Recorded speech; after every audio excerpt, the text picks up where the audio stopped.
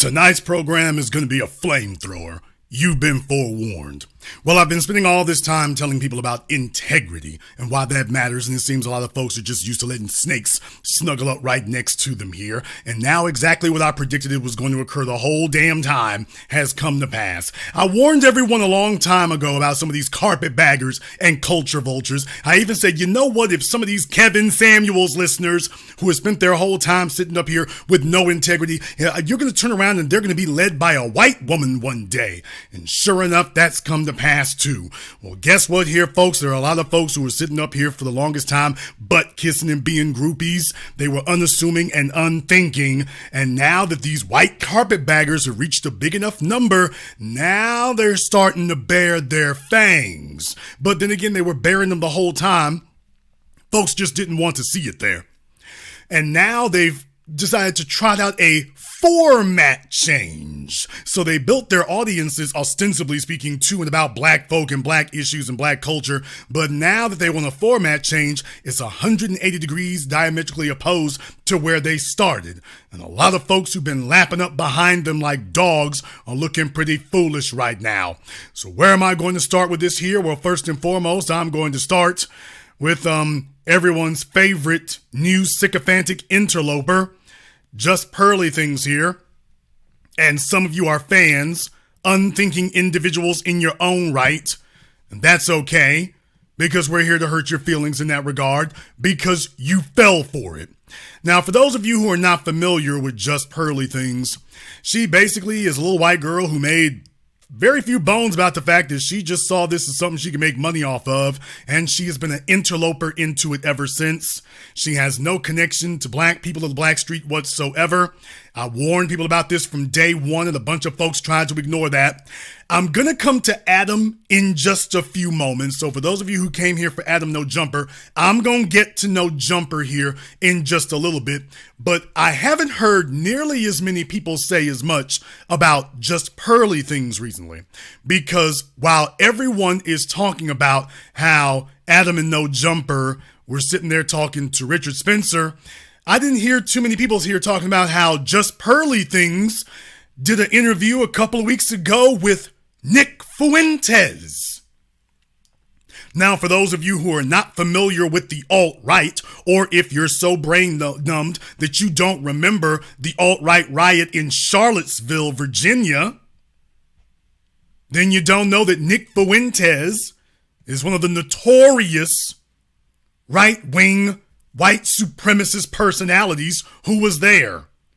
And Just Pearly Things felt like, well, this would be a wonderful person for her after all this time and all these years. All of a sudden, she wants to hold an interview with him. Not a debate, an interview. So I decided to go ahead and do the work of the media here, and I checked it out for myself. And let me tell you, yeah, they did exactly what you all are afraid of, what you'd be thinking about. What I want to do here is I want to start with Charlottesville, by the way. Let's go ahead and just start there, because maybe Jason's making things up. But she asked him about his credentials and why he is so controversial. And listen to what they say about Charlottesville. Well, you know, the rest. No, I don't even remember. So what happened? Someone died, didn't it? Yeah, this woman died, and there's a lot. It's very contentious what exactly happened there. Because there was a shooting. Is that what happened? No, she got ran over by a car. Oh, okay, it's a Charlottesville shooting, but yeah, on here. But okay, she got ran over by a car, and that was who ran her over? This guy who was with this group called Vanguard America. His name was James Alex Fields, and her name was Heather Heyer. I know, I did a documentary about it. Did you see how dismissive that was? And by the way, this sets the tone for Just Pearly Things. She spends this entire time acting like a dumb ditzy blonde. She's gonna pretend that she doesn't know anything about any of this.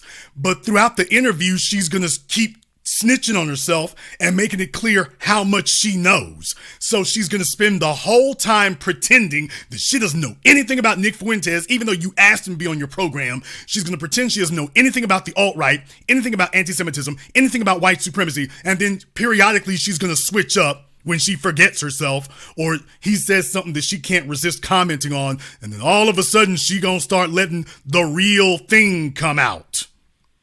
So I want you all to understand that going forward, she starts letting the real thing come out. And they're talking about Charlottesville, and she's acting like she doesn't know what happened there. She's not sure what occurred. Now, when it goes on here, he's talking to her about Israel and Palestine, and she goes on the ditzy blonde routine again. It's really kind of embarrassing, but she does it and then starts telling on herself. Issue. And so they blacklisted me. They cut me off.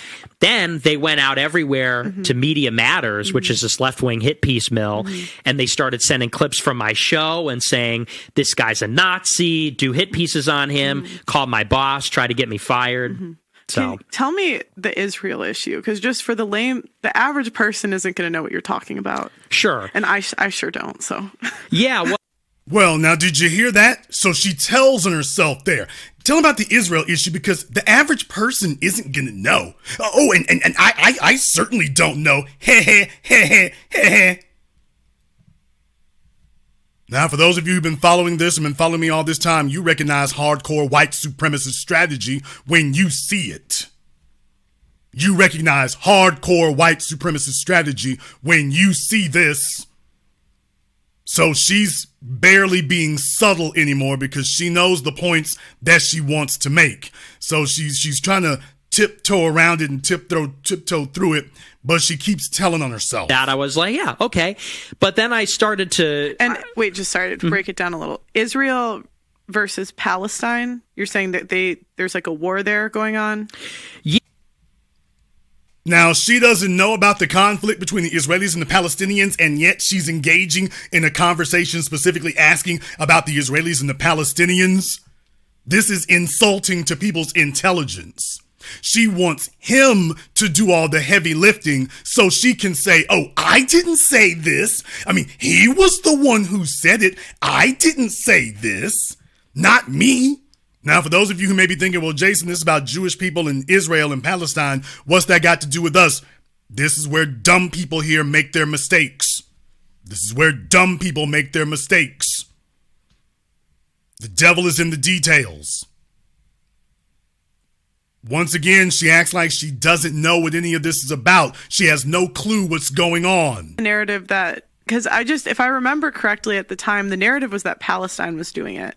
Is that untrue? Well, so she's talking about terrorism and terrorist acts. Fuentes is talking about the Jews starting it, the Zionist Jews starting with terrorist tactics first.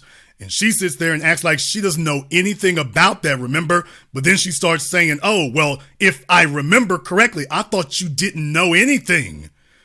I thought you didn't know anything at all. Agitating the Muslim. They actually were terrorists there. A lot of people don't know this. Everybody says Muslims are the terrorists. But it was really the Jews that kind of invented that in the Middle East against the British, against the Americans, against the Muslims. They did bus bombings. They bombed civilian infrastructure, military infrastructure. The Jews did. Okay. The Zionist settlers. Why is the narrative that... Because if I remember correctly at the time, the narrative was that Palestine was doing it. Is that untrue? Well, they do it now. Oh. I thought she didn't know anything. I thought Just Pearly Things didn't know anything. She just said a few moments ago, I don't know anything. Can you tell me what's going on? Because, I don't know. So just remember, she's cutting her teeth on this about Jewish people you know full well is going to get around the black folk before it's over. It's going to get around the black people before it's over. Well, Jason, how can you say that? How can you say that? So anybody trying to defend her tonight, you're going to look every type of candy-coated flavor as stupid there is. I suggest you fall back or don't. Then he goes here, and I want you to listen to now. This is going to be a little bit longer, but you're going to hear him mention a name that you're all going to recognize, and take a look at how Just Pearly Things, your good white down sister girl invited to the barbecue square friend, take a listen to how she responds to it. Which, you know, again, maybe you disagree with the sentiment, but it's consistent. It's like if you believe in America first, obviously, if you have allegiance to some other country, there's like a fundamental contradiction. Ben Shapiro quote tweeted that and said, the surest sign of anti-Semitism is to accuse a Jewish person. Yeah. He called you an Ben? Yeah. But I love Ben Shapiro. Ben! Yeah. Why would you do that? That's like a feminist. That's the same argument the feminist. Ben! Oh, I love Ben Shapiro! So for all of the butt kissers, all the black winosphere mamas, boys, and sissy hoes, by the way, did you see that one coming? Because I've been aware of this interview since she did it. But by the way, you just heard her very enthusiastically. Oh, Ben Shapiro. I love Ben Shapiro. I thought she didn't know anything about the Middle East, about Israel, about the Palestinians. I thought she didn't know anything about that. Oh, Jason, you reaching. She's not really going to come out anti-black. Oh, really? Well, Jason, right? That's really serious to say. Oh, really? Did you see the way she enthusiastically went into full Karen debutante mode? I love Ben Shapiro. She started fangirling. I love Ben Shapiro. Yeah, y'all, she is knee deep off in this. To all the jackasses and clowns who've been big upping her, sharing her content, quoting her, where all of y'all after tonight, by the way? I want to know where y'all all after tonight. And by the way, I'm gonna name names tonight. Now, I don't usually do this, but I'm gonna be naming names tonight. Because it's time for us to clear some air on this. But I'm gonna name some names tonight before this microphone finishes smoking. I'm gonna name some names. Contradiction.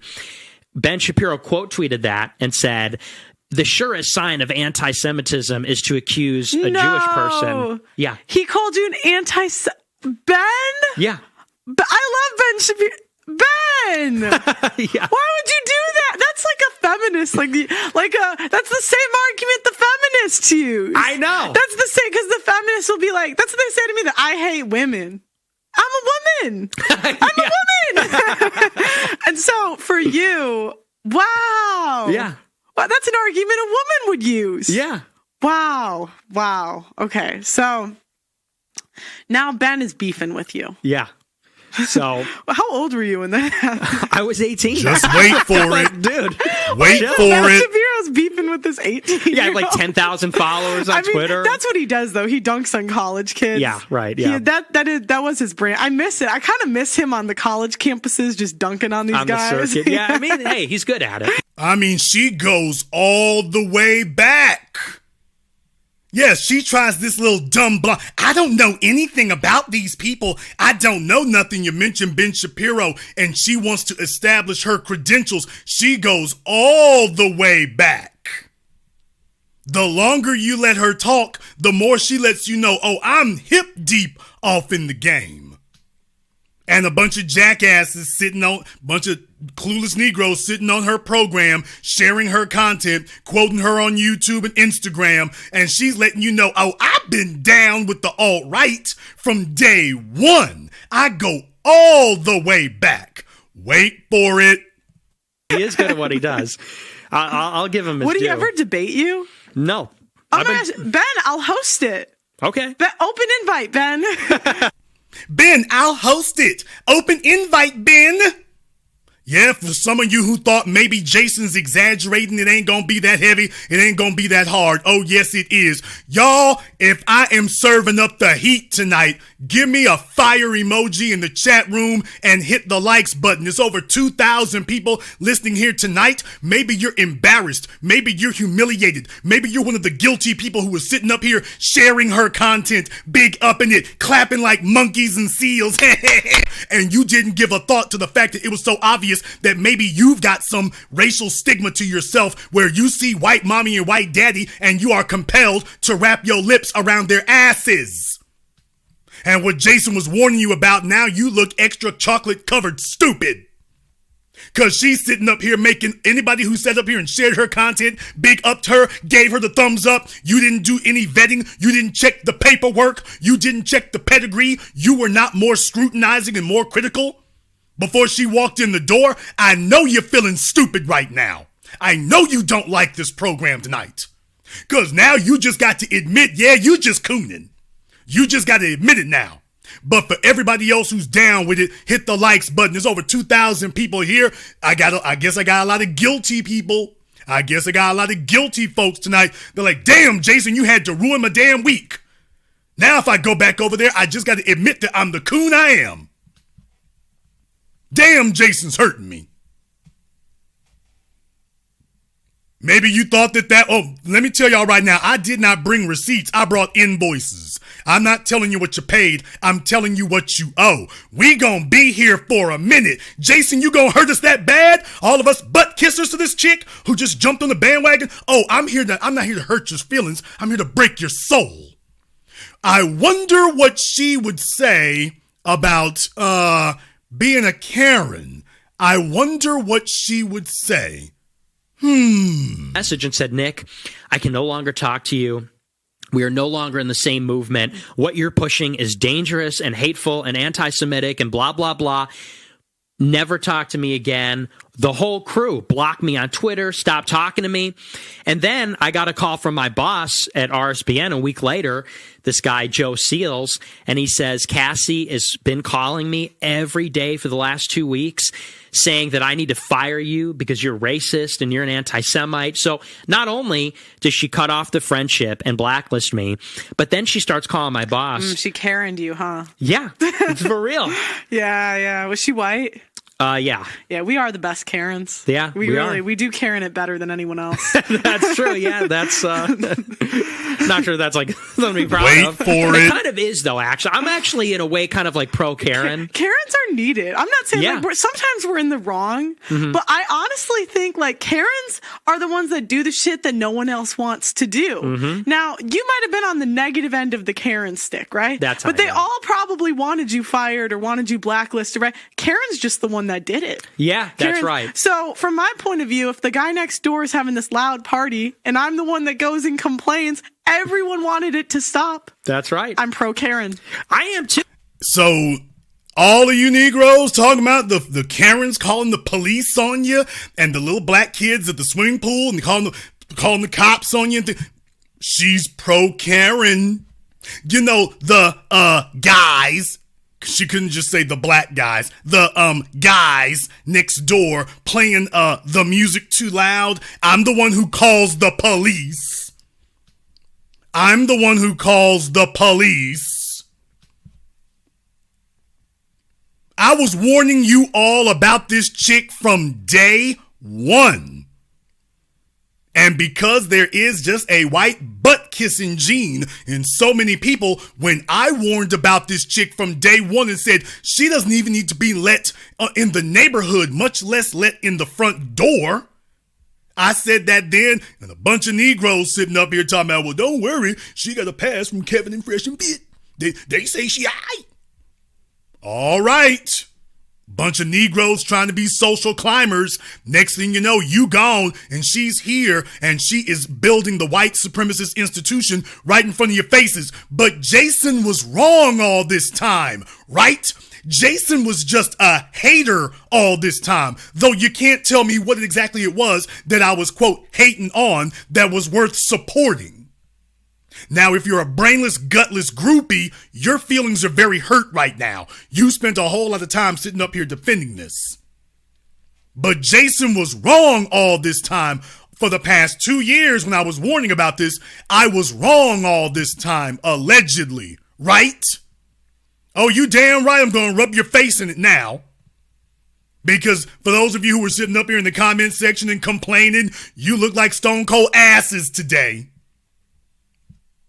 You look like stone cold asses. Well, Jason, some of y'all are on extra strength spicy coonism. Well, Jason, I mean, just because she said that she loved Ben Shapiro, and just because she said that she is a Karen, and that she loves Karens, well, I mean, that don't sound great right there, but I mean, you know, that's not really that bad right there, Jason.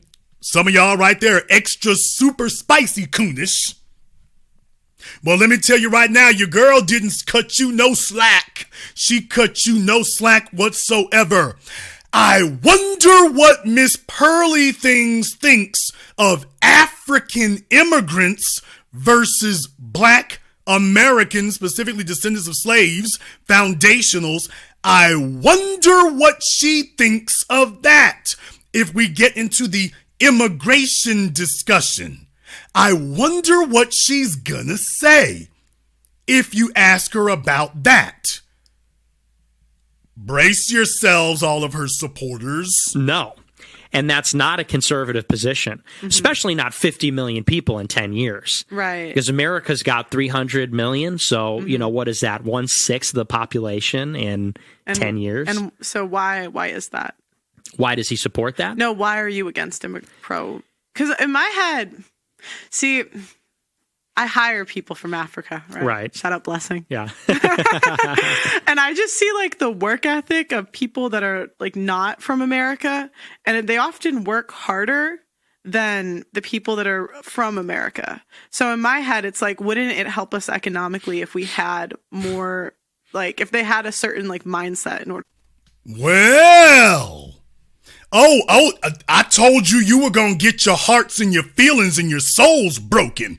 There's no way you can defend her now and sit up here and say you cool with it. She just outright told you, well, they work harder than people. Now, you know she means Black. I like my African immigrants. They work harder than people from America.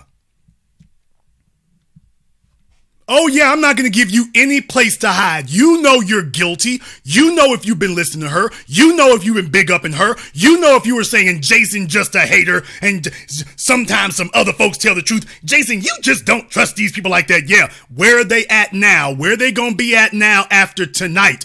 Folks, we only 20 minutes in tonight. We are 50 miles off in the woods and we're only 20 minutes in.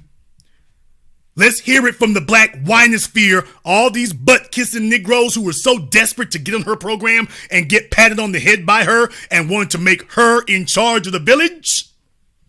By the way, where you at now?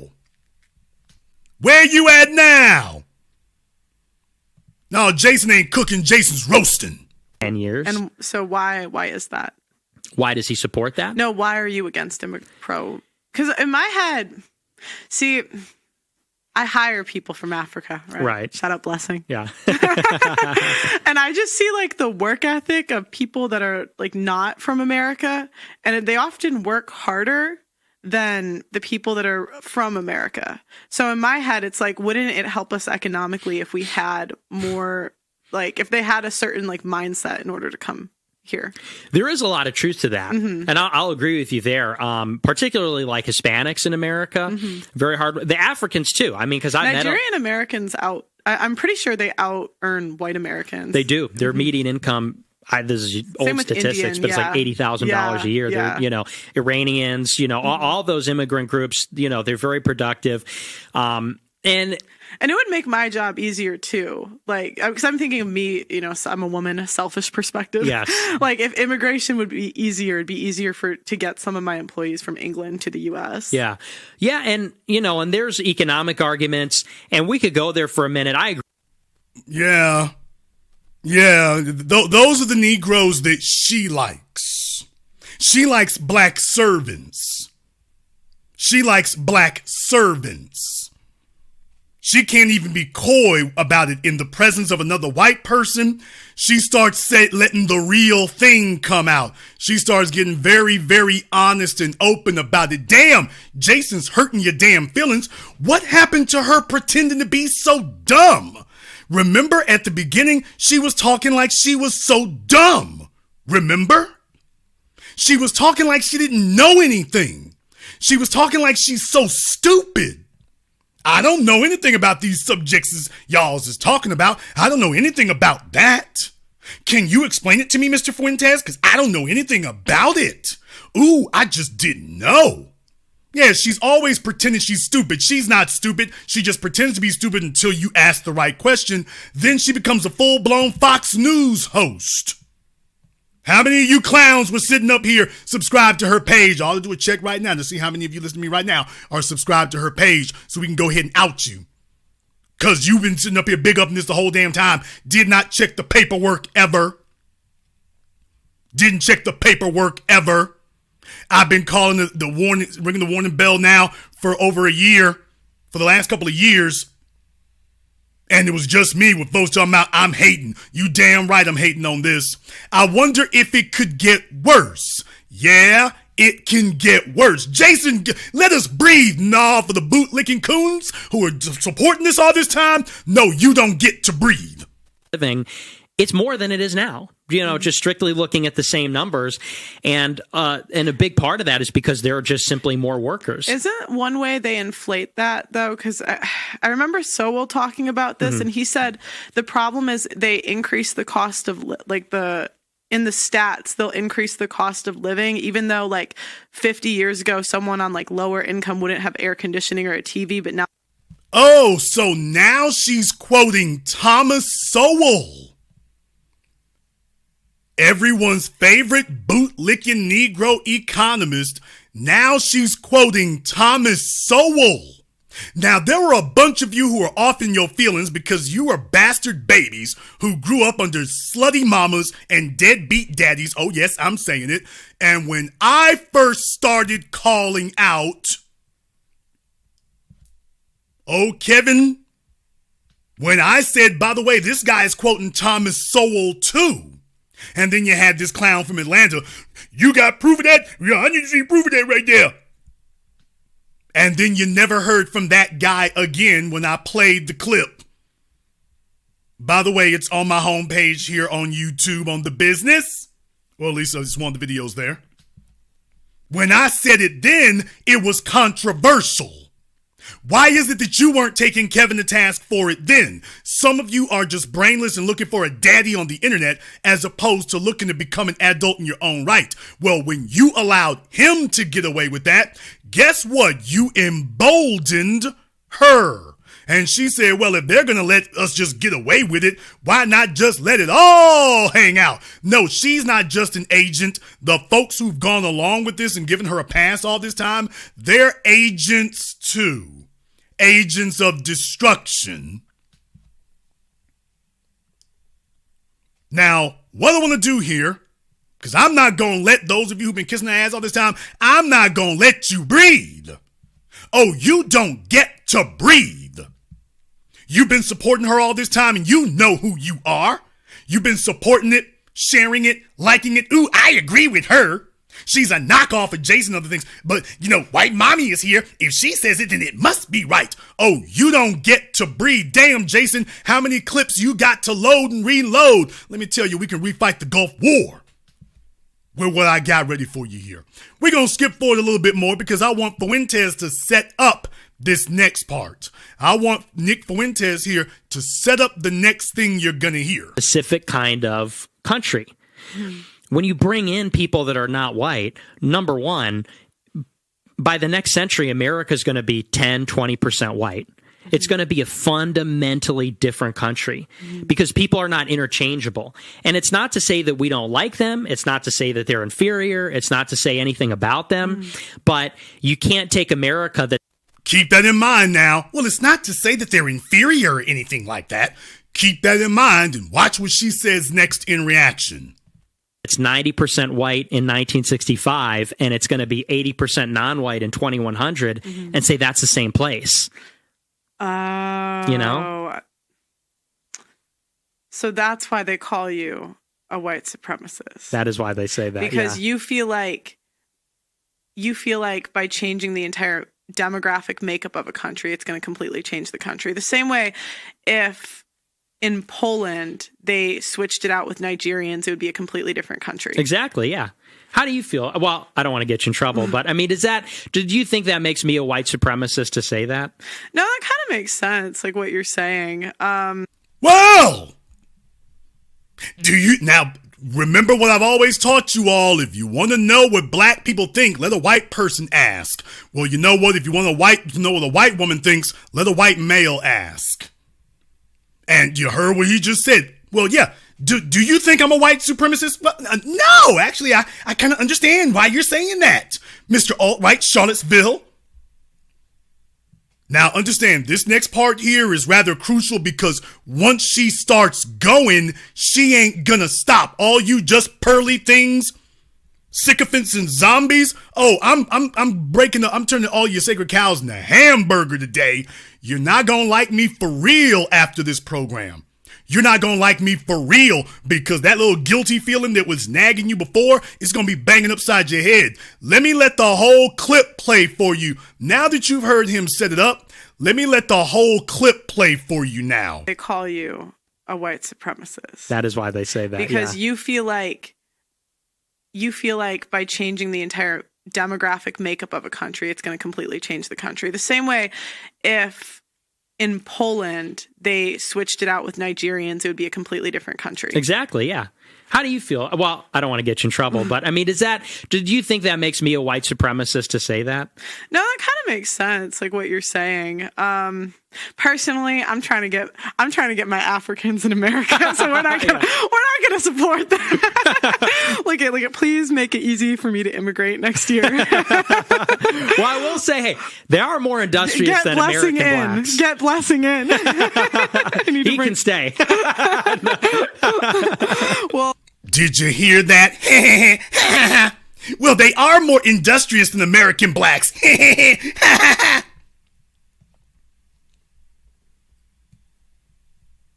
Yeah, all you just butt-kissing pearly things. Yeah, you heard that now, didn't you? Well, they are more industrious than American blacks. I want to get my Africans over here to America. They're talking about your silly asses like you're a purse or a pair of shoes. And don't worry, there's plenty of them over there who are sitting up there laughing. They're in the studio, by the way. They're in the studio with her now, laughing and chuckling up a damn storm while Massa is sitting up here going crazy talking about you. Oh, I'm going to spin it again because I know you don't want to hear it. If in Poland they switched it out with Nigerians, it would be a completely different country. Exactly, yeah. How do you feel? Well, I don't want to get you in trouble, but I mean, did you think that makes me a white supremacist to say that? No, that kind of makes sense, like what you're saying. Personally, I'm trying to get my Africans in America, so we're not gonna support that. Look at, please make it easy for me to immigrate next year. Well, I will say, hey, they are more industrious than American blacks. Get blessing in. He can stay. Well, look at everyone. Are you still laughing? 'Cause I never was. When folks were calling me a hater and they were trying to invite Becky to the barbecue, and they sat up here and let other people smuggle the language in, but being an internet fanboy or fangirl is just irresistible to some. Well, I warned you that this would be the result. And you were sitting up here trying to call me names. All I can assume right now is that you are just thrilled to have your lips wrapped around her butt cheeks. Well, I'm not going to join you.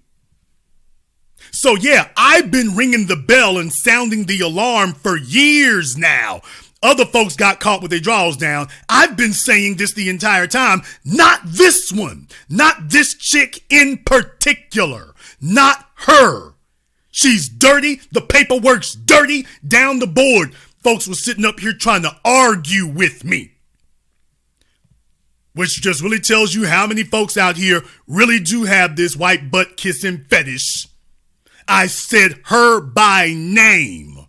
Well over a year ago, I said her by name, and I said she's going to end up leading y'all, and I'll be damned. I'm not done yet. Jason, let us breathe. Oh, you don't get to breathe. White mommy did this to you, not me. Jason, how many more clips you got? You don't want me to say that number out loud. Jason, you really did this deep of a dive. I damn sure did. I damn sure did. I did not bring receipts. I brought invoices. I'm telling all of you, not what you paid, but what you owe. You think you've heard her say the worst yet? You haven't even heard the worst yet. Very industrious. Yeah. There are a lot of people that would like to be a YouTuber because they'd like people. Okay, now let me back up just a little bit more here because he's talking about people being hardworking. He's talking about people in general from various other places. I think he mentioned Germany. But I want you to get the full context of this so when she says what she says, it smacks you upside the back of the head like a cinder block. yeah.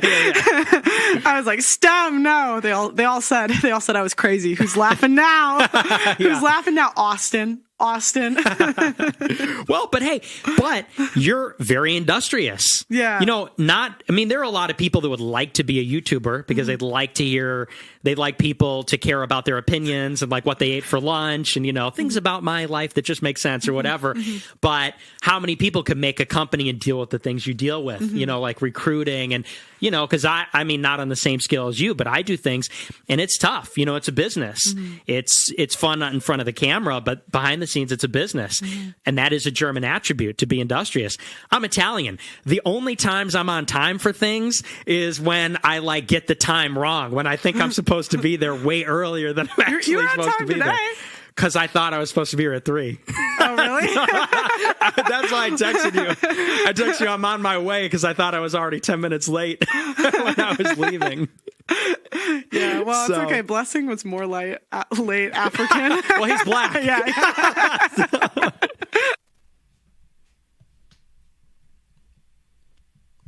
Where are all the folks who said I was a hater? Where are all the folks who were sitting up here saying, well, Jason, you reaching, you stretching? Where are all of them now? I want to know where all of them are after tonight. Yeah, ha ha ha, he. What's so damn funny? What's so damn funny now? Oh yeah, before this is over, I'm gonna name names. What's so damn funny now? You can't lie and say you didn't see this. Jason Black has been talking about this now for over a year, for about 2 years now, and I've been naming this chick in particular. I said it from day one. Hey, she doesn't need to be given any space around here. I said it the whole time. Where are the folks who are sitting up criticizing me now? Because you gonna have to justify this. And you're going to have to justify why it is that Jason said it the whole time and you were defending it the whole time and you're just now saying something. By the way, yeah, you all thought she was going to leave it alone. That wasn't Fuentes who brought up the black people this time. He talked about him being late and then she brings up the black folk around her. Those cute little African pets that she has working for her. She's the one who brings them up. Not Fuentes. So if you want to know why I let that whole clip play with that whole segment like that, so you can get the whole context. Oh, let me go ahead and back it up. Jason, I was a coon and a fool, but are you going to really keep humiliating me? Oh, you damn right I am. When I was leaving. Yeah, well, it's okay. Blessing was more late African. Well, he's black. Yeah. I'm giving you a hard time. I don't mean it. No, he's really offended. Is he? Because he didn't leave. It's because he's black. Folks, this isn't 2 years ago. This is 2 weeks ago. Let me say this again. This video isn't from 2 years ago or 2 months ago. This is from 2 weeks ago. What in the hell have all of you people who've been showing up on her channel, what the hell were you all thinking? Oh, I'm showing you. What the hell were you thinking? Did you do any paperwork check? Or does it even matter to you? Because judging by some of these hairlines and some of these attitudes, I don't know. But by the way, if I was aware of this from day one, how in the hell is it that I was aware this was happening and I was aware of this weeks ago and you didn't check the pedigree, you didn't check the technique, you didn't check the paperwork? Jason knew about it. Oh, don't worry. I'm going to get to naming names in a moment. Jason, you showing faces. You going sideways. Oh, no. I'm going to name names before it's over. I just want to make sure that we saute the chickens before they come home to get roasted. Y'all got a lot of damn explaining to do. You got a lot of explaining to do why white mommy don't bother you. So these kind of things don't bother you. You still gonna say Jason is reaching? How many of you are so brain dead and cooning that you're still gonna give white mommy a pass for what you just clearly heard? Oh, folks, we're not done yet. Jason, we dead on the ground. Can you leave us? We on life support. Look here, we're just gonna put you out your damn misery. Cause if you thought you heard the worst, no, you ain't heard the worst yet. All of her supporters, I'm gonna let this play here so that this goes in context, so nobody can say I took it out of its context. Tell me, how do you explain away this? One way. Yeah. And America being one. That was when more immigration happened and the culture, we sort of lost the culture. Yeah, because the lesson of World War II, based on the horrors of the Holocaust, is like, this is what happens when nationalism goes awry. This is what happens when nationalism goes too far. But your argument was the Holocaust was not special and all countries have done that. Yeah, and exactly. so you're saying, why is the Holocaust special? Yeah, basically. Oh. Okay, what do you mean basically? Well, yeah, I mean, because of course, we're getting into the details of it, but yeah, that's the gist. Yeah, I mean, but you kind of deny it happened. I denied some of the parts of it. You deny parts of it don't seem realistic to you. You think they were embellished upon. I think they're embellished, yeah. The same way. This sounds, oh gosh. Oh boy. They're gonna be in trouble. This sounds similar to the slavery stuff too, because that's literally the founder of, or the guy who made Roots said, I wanted a myth for my people to live by. So they often, but that's what they do, is they embellish, and I'm not trying to say it wasn't horrible, it was. Right. But they want to make it like more horrible so that they can control people. Now, though, that's her in her own words. 2 weeks ago, not 2 months ago, 2 weeks ago. So for those of you that begin to talk about, well, Jason, what's Israel and Palestine got to do with this? Because they start warming up with that one, with the white people who are not considered to be white enough because they remind them of niggas. So you listen for them to start giving you the warm-up act, and then eventually, when they get warmed up, they're going to come to us, and they're going to be stomping. So how do you explain away that one? You're just going to have to tell us that you agree with that, right? Because that's what you're going to have to say if you condone her or condone her in your presence. You're going to have to say that you agree with that. That you agree that she's just got a difference of opinion about slavery, that slavery was exaggerated. Those are not Jason Black's words. Those are hers. So many members of the black winosphere cooning their way through life, they got a whole lot of explaining to do now, don't they? Or then again, maybe they don't, because you got to understand, when you are accustomed to kissing white ass, you will just explain away anything and see how many other folks go along with you. But after tonight, you will not be able to claim that you didn't see it and you didn't know it. Oh, you do now. You certainly do now. Let me go ahead, Jesus. I'm going to back it up because I know it's going to hurt you. I'm going to back it up. Immigration is a big part of globalization. You have all these people, because this has been going on in Europe since the 50s and 60s, actually. Oh, so you're saying that was the end of Europe being one way, and America being one. That was when more immigration happened and the culture, we sort of lost the culture. Yeah, because the lesson of World War II, based on the horrors of the Holocaust, is like, this is what happens when nationalism goes awry. This is what happens when nationalism goes too far. But your argument was the Holocaust was not special and all countries have done that. Yeah, and exactly. so you're saying, why is the Holocaust special? Yeah, basically. Oh. Okay, what do you mean basically? Well, yeah, I mean, because of course, we're getting into the details of it, but yeah, that's the gist. Yeah, I mean, but you kind of deny it happened. I deny some of the parts of it. You deny parts of it don't seem realistic to you. You think they were embellished upon. I think they're embellished, yeah. The same way. This sounds... Oh, gosh. Oh, boy. They're going to be in trouble. This sounds similar to the slavery stuff, too, because that's literally... the founder of... Or the guy who made Root said, I wanted a myth for my people to live by. So they often... But that's what they do, is they embellish... And I'm not trying to say it wasn't horrible. It was. Right. But they want to make it like more horrible so that they can control people. You notice she kept saying it. They want to make it more horrible. About it. I want to talk about it. The word is slavery.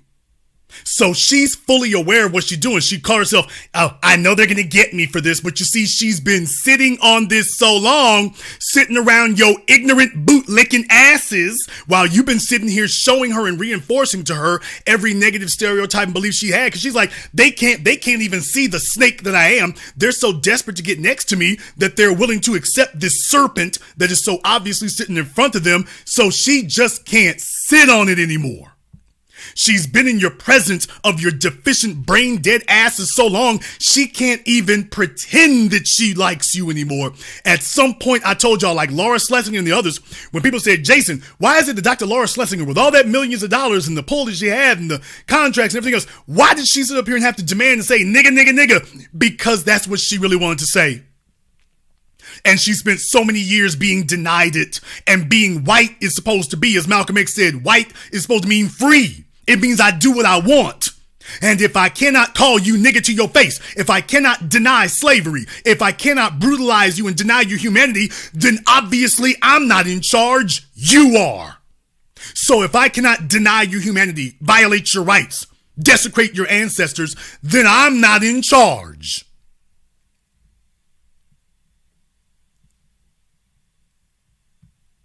Somebody tell me right now.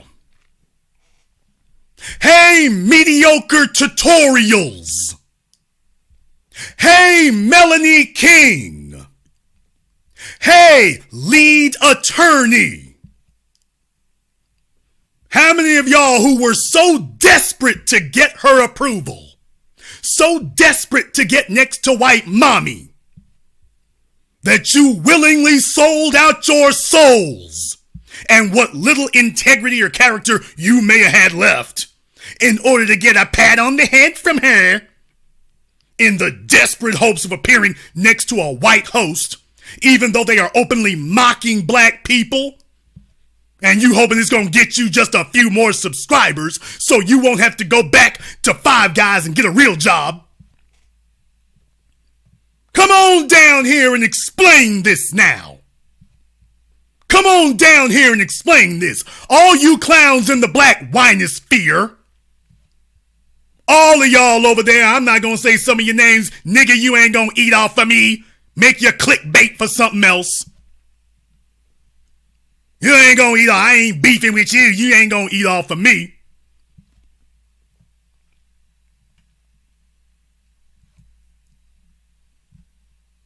But y'all already know the damn names. You know who they are.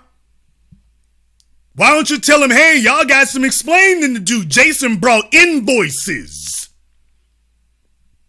Jason brought invoices.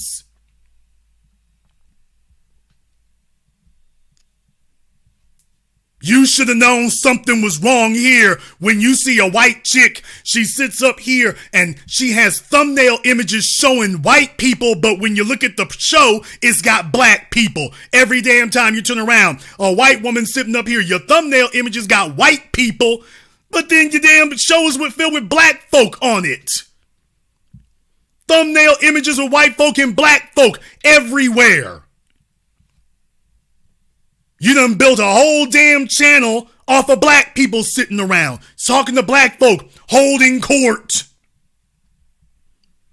That's what the hell y'all sit up here and do. Let's bring some black folk out here so she can make some low rent money on the Chitlin circuit. And then after she's built herself up, after she's built herself up. We'll show some white folk, but when you click on this all black people, after she done built herself up, now she gets to come get with the alt-right. So she can say, you know what? I've been sitting on this for all of these years trying to get my money straight. Now that the money is right, I'm going to let you know exactly what I think of you. And not surprisingly, she didn't just go to something that was just a little questionable. She went full-blown alt-right. She went full-blown Richard Spencer. She didn't just start doing that a couple of days ago. She been like that. Toxic masculinity shows a white woman's face on the thumbnail, toxic masculinity, but when you click on it, it's black men. Who are the clowns and idiots who didn't recognize this years ago when they saw it? Well, apparently right here. Apparently right there. Now, I've been having folks tell me for years that wasn't what it was. They were claiming up and down for years that wasn't what it was. It wasn't really like that. Oh, Jason's just hating.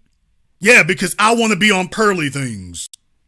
Yeah, because Jason's just hating. Yeah, because you've got some super secret understanding of reality that Jason doesn't have, right? Allegedly. Some super secret, super duper understanding of reality that he just doesn't have. Some of y'all need to recognize here when you see this kind of stuff, there's a whole bunch of folks out here who are just desperate to get on and desperate to be on. That they don't care if they're sitting next to full-blown white supremacists, can they get an extra 30 views? Now, if I knew that this was Pearly Things Get Down 2 years ago, 1.5 years ago, a year ago, 6 months ago, then please tell me what in the hell is your damn excuse here? No, there you are. Hey, mediocre tutorials. How you doing there, dude?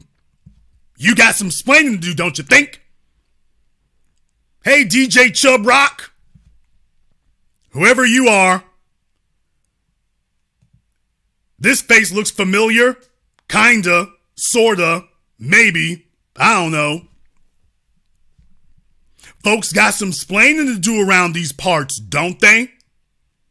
They got some real splaining to do around here. I just wanted folks to see what the hell is going on. Because when I was warning about this the whole damn time, I shouldn't have to sit here and tell you that. This is one of her immigrants that she got no end to immigrants. That shows you how much disgust and disdain she has for them. She's got nothing but utter contempt for them. And you sitting here with your sunshades on like you who's the Mac.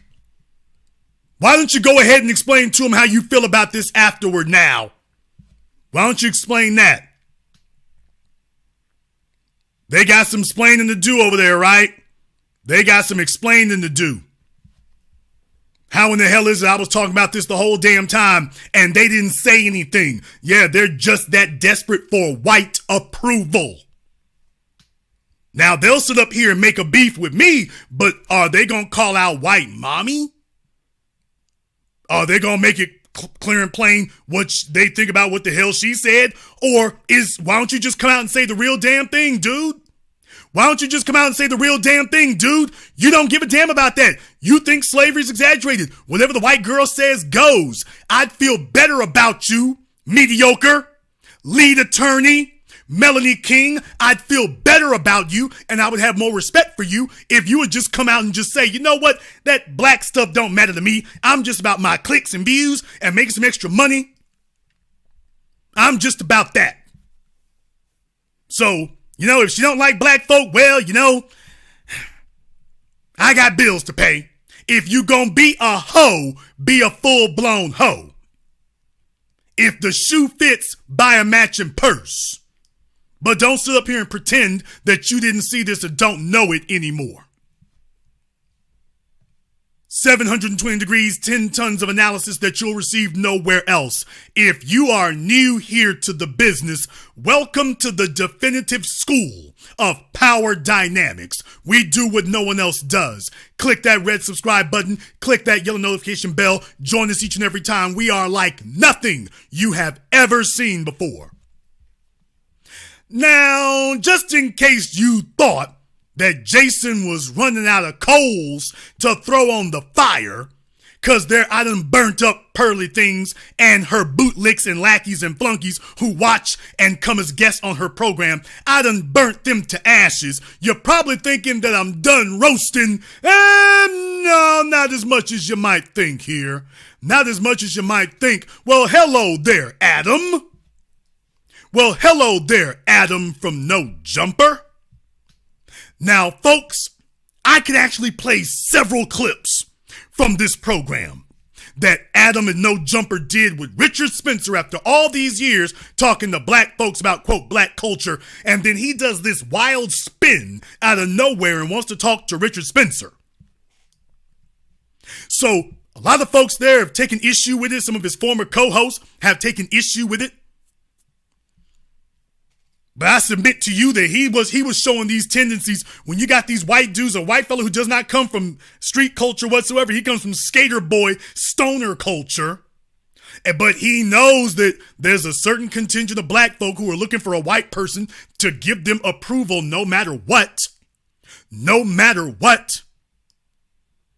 So he brings on Richard Spencer and some guy named, blue-haired fella named Destiny. He calls it a debate. Here's the problem. It ain't a debate. There was no debate. No, I'm not exaggerating. There was no debate. You just had two white men sitting there agreeing with each other the whole time. And I know they were because I counted it. You can go through this interview. They say the exact words, "I agree with you," 5 times. And they say the words, "I agree," over 20 times. More than 20 times they said the words "I agree," and 5 times they said the specific phrase "I agree with you." Now please tell me how in the hell. Yes, I counted, Deborah. You damn right, because I don't want you all going back looking silly or stupid. So I documented all of this to make sure that none of you would look silly or stupid or humiliated. Now, while the context of it may not have always been precisely the same, because they were saying "I agree" to each other and then saying that they agree on different topics, the bottom line is you will find them saying, Richard saying to the Destiny and Destiny saying to Richard, "I agree with you" 5 times.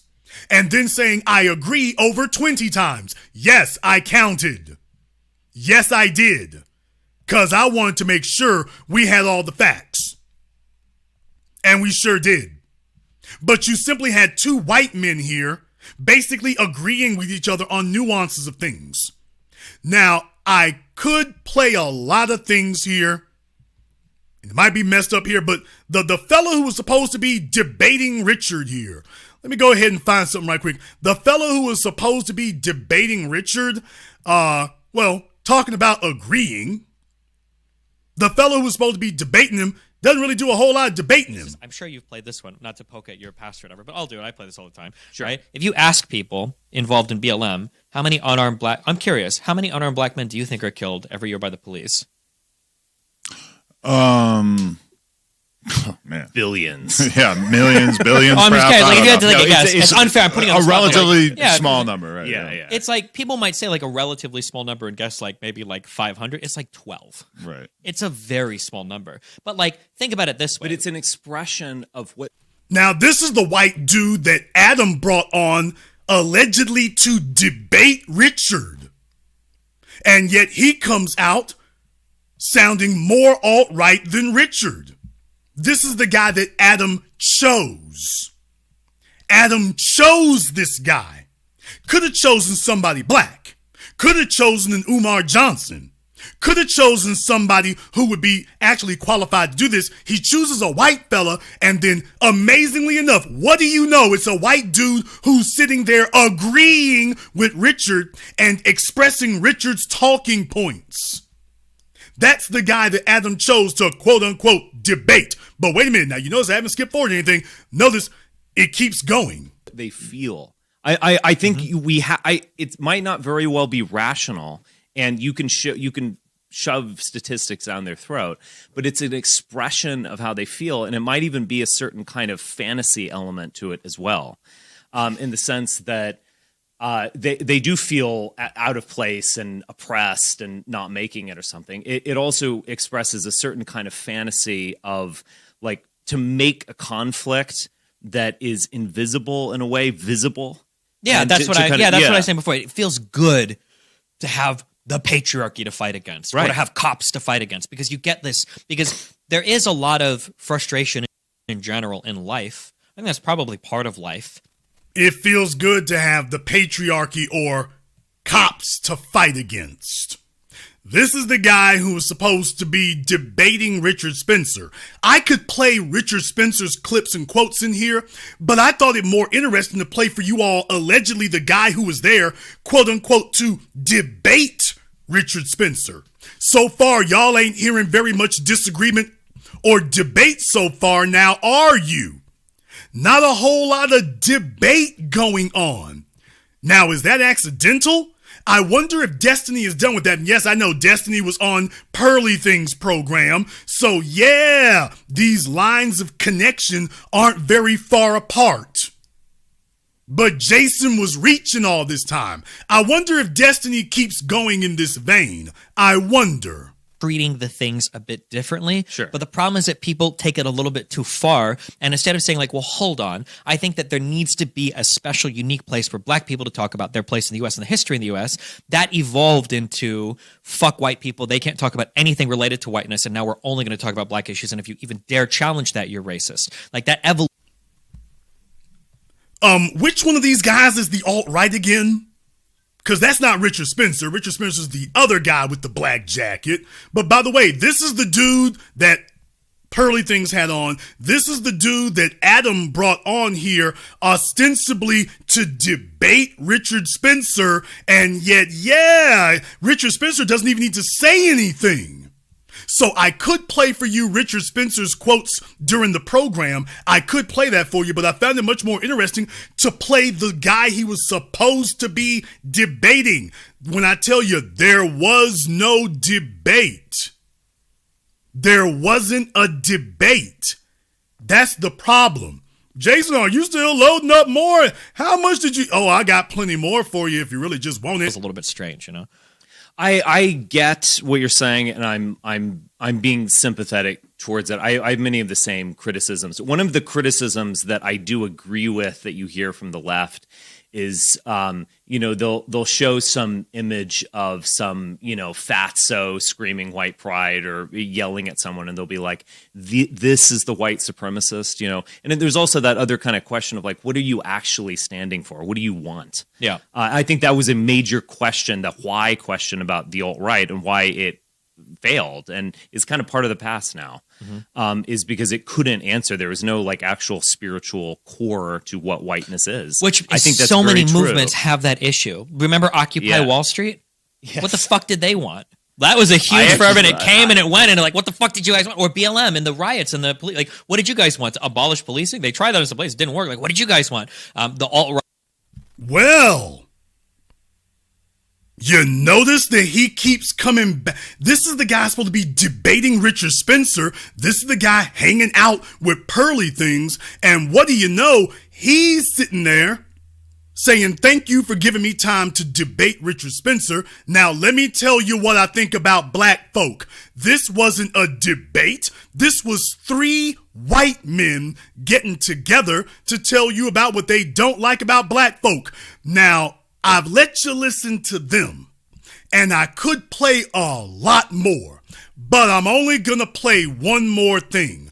I'm going to play a audio clip here from Adam himself and something that Adam had to say. And for all of you Negro bootlicks who've been kissing his ass all these years, giving him a pass, ignoring what was so obviously, blatantly a low-key suspected white supremacist in your midst the whole damn time, falling for the yo-yo-yo. For all of you who've been on this program, been avid listeners, retweeting, reposting, Why don't you go ahead and try to explain away this? Blackness and shit, and it starts to feel like really segregated and weird. Like, when what I the was fuck reading happened? through the Southern Poverty Law Center thing about Richard last night, which I can kind of assume probably hasn't been updated since like approximately 2016 because they left out some newer stuff. But I'm reading it, and it's like almost every quote that I'm seeing from you talking about your white identity or whatever is something that sounds eerily familiar to something I've heard black people say in relatively mainstream circles in the last couple of years. So I don't know if maybe those statements seemed a little bit different in 2016, but viewed from today's light, it really, a large percentage of them didn't really seem all that shocking to me. Now, people, for those of you who are new here and you don't really know who Jason Black is, among other things, I'm a documentary filmmaker. And I spoke to Richard Spencer in 2016, a few months after the Charlottesville race riots. I interviewed him. It took a lot of doing, but I got a face-to-face, one-on-one interview with him. Richard Spencer is not somebody I talk about. He's somebody I have talked to for an extensive period of time. So I have no reason to sit up here and mischaracterize what it is. He was as advertised. If anything, he was very eager to make it clear that he was not being taken out of context anywhere that you've heard him say something. So when Adam sits up here and tells you, well, I was at the Southern Poverty Law Center website and I saw what they were quoting about you, and they must not have updated it in a few years because it didn't seem to be that incendiary to me. Well, you know what? This is what you can find on the Southern Poverty Law Center website when you go to Richard Bertrand Spencer. Now, why don't we go over some of the quotes that Adam read? Because remember, he said, I read quotes on the Southern Poverty Law Center website. Why don't I show you all the quotes he's referring to? We're going to read them one by one. In his own words, quote, we're going to be back here and we're going to humiliate all of these people who opposed us. We'll be back here 1,000 times if necessary. I always win because I have the will to win. I keep going until I win. 2017, Unite the Right rally in Charlottesville. Islam, at its full flourishing, isn't some peaceful denomination like Methodism or religion or Buddhism. Islam is a black flag. It is an expansive, domineering ideology and one that is directed against Europe. In this way, Islam gives non-Europeans a fighting spirit and integrates them into something much greater than themselves. Please remember, in the world of white supremacy, Islam and Muslim are code words for black. Always have been. Next, speech at Texas A&M. A race is genetically coherent. A race is something you can study. A race is about genes and DNA, but it's not just about genes and DNA. The most important thing about it is the people and the spirit. That's what a race is about. That doesn't seem to be very controversial. Jason, what's the big problem here? Oh, I don't know. Quote, Martin Luther King Jr., a fraud and degenerate in his life, has become the symbol and signature, look it up, of white dispossession and deconstruction of Occidental civilization. We must overcome. These are the quotes that Adam of No Jumper read. And he just told you he didn't see a problem with it as he goes to sit among his black employees and some brain-dead, lean-slurping, drugged-out codeine junkies who'll come on his program. I guess he wants more of his kind. Next quote. Our dream is a new society, an ethno-state that would be a gathering point for all Europeans. It would be a new society based on very different ideals than, say, the Declaration of Independence. When we hear any professional Latino support this or that social program, we sense in our guts that her policy prescriptions are rationalizations from nationalism. She might say more immigration is good. she means the Anglos are finished. What blocks our progress, now listen to this one, what blocks our progress is the meme that has been carefully implanted in white people's minds over the course of decades of programming. From Mississippi Burning to Lee Daniels the Butler, that any kind of positive racial feeling among whites is inherently evil and stupid and derives solely from bigotry and resentment, and that the political and social advancement of non-whites is inherently moral and wonderful. That the political and social advancement of non-whites is inherently moral and wonderful. He sees that as a negative. He sees the idea of the progress of non-white people, and he said the only non-whites he's concerned about. He didn't say American Me. He didn't say the National Council of La Raza.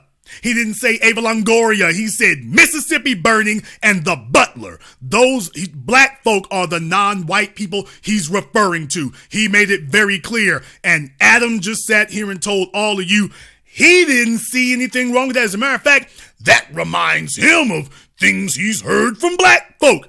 Can't name the black folk he's referring to, but that reminds him of things he's heard from black people. Let me go ahead and cue that up one more time, just in case the no jumper junkies sit up here and try to lie and say, oh, Jason, you reaching. Adam didn't really say it like that. Yes, he did. Blackness and shit, and it starts to feel like really segregated and weird. Like, when I was reading through the Southern Poverty Law Center thing about Richard last night, which I can kind of assume probably hasn't been updated since like approximately 2016 because they left out some newer stuff, but I'm reading it and it's like almost every quote that I'm seeing from you talking about your white identity or whatever is something that sounds eerily familiar to something I've heard black people say in relatively mainstream circles in the last couple of years. So I don't know if maybe those statements seemed a little bit different in 2016, but viewed from today's light, it really, a large percentage of them didn't really seem all that shocking to me. There have been a whole bunch of people who've been given air to these obvious low-key suspected white supremacists who smuggled their way into quote-unquote hip-hop culture, from DJ Vlad to Adam No Jumper. And there's been a never-ending stream of Negroes who've been willing to sell out their souls or what little integrity they do have to allow them to have room on just the hopes they can get themselves a pat on the damn head. And those of us who are not desperate to get that, they telling us, you's a hater. Something wrong with you right there. Let's see if those folks sit up here and poke their heads up now. They got a whole lot of explaining to do after this. By the way, you didn't hear this on the Joe Budden program, did you? You heard Joe Budden say that hey, Adam, you said some things that folks think are controversial. You didn't hear Joe Budden actually play for you what Adam said. And it was a 3-hour interview. But by the way, Joe Budden didn't actually play the clips for you that I played here so that you all can hear it. You didn't have to wait 3 hours. From just Pearly things to Adam No Jumper, you didn't have to wait 3 hours to find it either.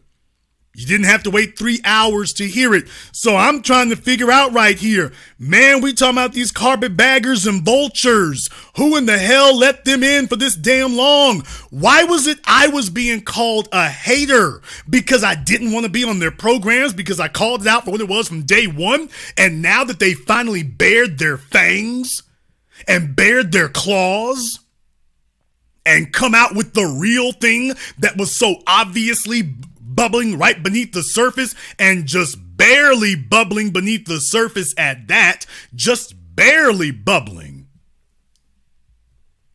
Why the hell is it that some of y'all's favorite so-called YouTubers didn't sit up here and call this out before now? Because he was totally aware of my positions on this, because let's just go ahead. Jason's gonna say this one time and one time only. Mediocre tutorials, you played clips from my program and from my shorts on your channel. So you don't sit up here and try to tell folk and act stupid and play dumb like you don't know who I am. You literally ripped clips from my channel and played it on yours. So you know who I am. That means you've been listening along with the rest of them. Hey, Melanie. Yeah, you all were listening, but you see, because you all were hoping that Kevin Samuels would give you a leg up, you ignored all these things because you all were looking to get your next leg up because you were trying to climb. Your integrity and principles and characters, if we dare say that, never entered the equation. Now you sitting with slave massa mommy. I'm not sitting over there with you. You sitting over there with her. So we gonna do this just one time tonight. Don't expect me to come back to this again. We ain't gonna do this. Ain't gonna be no beef with you, fella. You got to sit up here and explain this for your damn self. You got to explain this for your damn self. Why it is, for those of you who, when I was calling this out a year ago, 2 years ago, why it is that you all saw the same Pearly things that I saw, but you didn't say nothing. Maybe you can explain to the world why that is. Or maybe you would just say something a little bit more honest. Why don't you just tell us all how little it costs to buy or lease your soul? I suggest you do some soul searching, though I suspect you won't find very much. I suspect if you do some soul searching, I got a sneaking suspicion you're not gonna find very much. I warned you all that tonight's program was gonna be a flamethrower. I warned you that tonight's program was gonna get down and dirty into the business. And that folks that I've been calling out for literally years and warning people about getting proximity to them for literally years now, with folks sitting up here deriding me and insulting me and impugning me and criticizing me and talking about saying I was a hater for saying the truth. Well, why don't you just go ahead and slap a label on your ass and put a brand on your butt cheeks and let white mommy and daddy put a saddle on your back and ride you around and just be done with it. I think that would just work out better if you just go ahead and let them put a saddle on your back and just let's be done with it and get back to the plantation where you belong. Because they are obviously ready, willing, and eager to take you there. If Jason Black saw this years ago, all these other YouTubers, Kevin, Fresh and Fit, Lead Attorney, Mediocre, Melanie, and the O-Boys, Donovan Dole and the rest of them, they all saw it too. They just said, yeah, you know what, damn that, whatever. We just going for it. However, you might disagree. Therefore, the telephone lines are now open.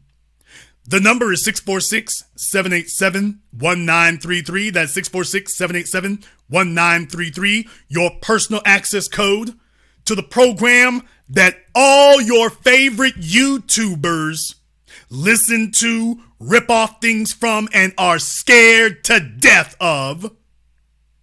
And now you've heard why for yourselves. Jason, you never acknowledged them before. I'm making a special dispensation tonight before we move on. Also, I'm going to go ahead and open up the Zoom for you all tonight. I'm pinning the link to Zoom at the top of the chat. So if you're watching here on YouTube, you can do that. If you go on Zoom, remember you need to turn your microphone and your camera on. If you don't, you'll be permanently removed. But I do give priority to Zoom. I do give priority to Zoom. So if you want to come in on Zoom, if you want to skip the line for the phone lines, you can go ahead and pop up on Zoom and you get priority. By the way, any of the folks I've talked about here tonight, Pearly Things, Adam, Lead Attorney, Melanie, Mediocre, Mushmouth, Mumbleface, whoever else, if you can pry your lips from around white mommy's butt cheeks long enough, you are more than welcome to give me a call. I will stand on everything I've said here tonight. I just don't think you'll be able to. I just don't think you'll be able to. And you can explain to everybody why it is that all these things were being said years ago and you were aware of it because you're listeners to my program. You pretend that you're not, but you're listeners to my program. You sure don't have a problem ripping off my material and putting it on your websites and on your YouTube channel. You don't have a problem doing that. But when I talked about her, all of a sudden, oh, you got temporary nigga amnesia. They sitting up here running around talking about they got nigga-nesia. Now she's made a fool of you right after you went on her program. She's like, yeah, and let me introduce you to my new buddy from the alt-right. You know, slavery was exaggerated. You American blacks are so lazy. I mean, she came out with it with that same goofy ass smile that you've been seeing her sporting for the longest damn time. That same weird ass, goofy ass smile that she's got on all the damn time. She sat there and said, oh, slavery, that's exaggerated. I don't believe that.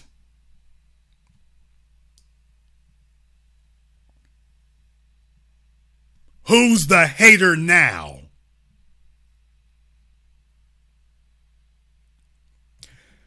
We're going to go ahead and go to the phone lines here. Before we do, I want to thank everyone, and I do mean everybody who has contributed to support tonight's program on PayPal, CashApp, Super Chat. I got folks from the UK and Australia, it looks like here. So thank you very much. Big shout out here to Aya 910. We going to get them. Madman in Clean Clothes checking in from Britain. We appreciate that. The Real KP.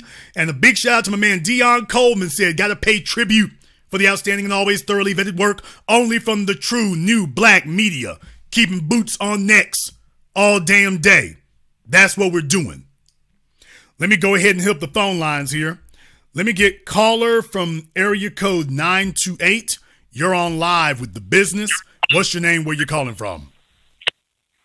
Hey, my name is Vince. I'm calling from Chicago.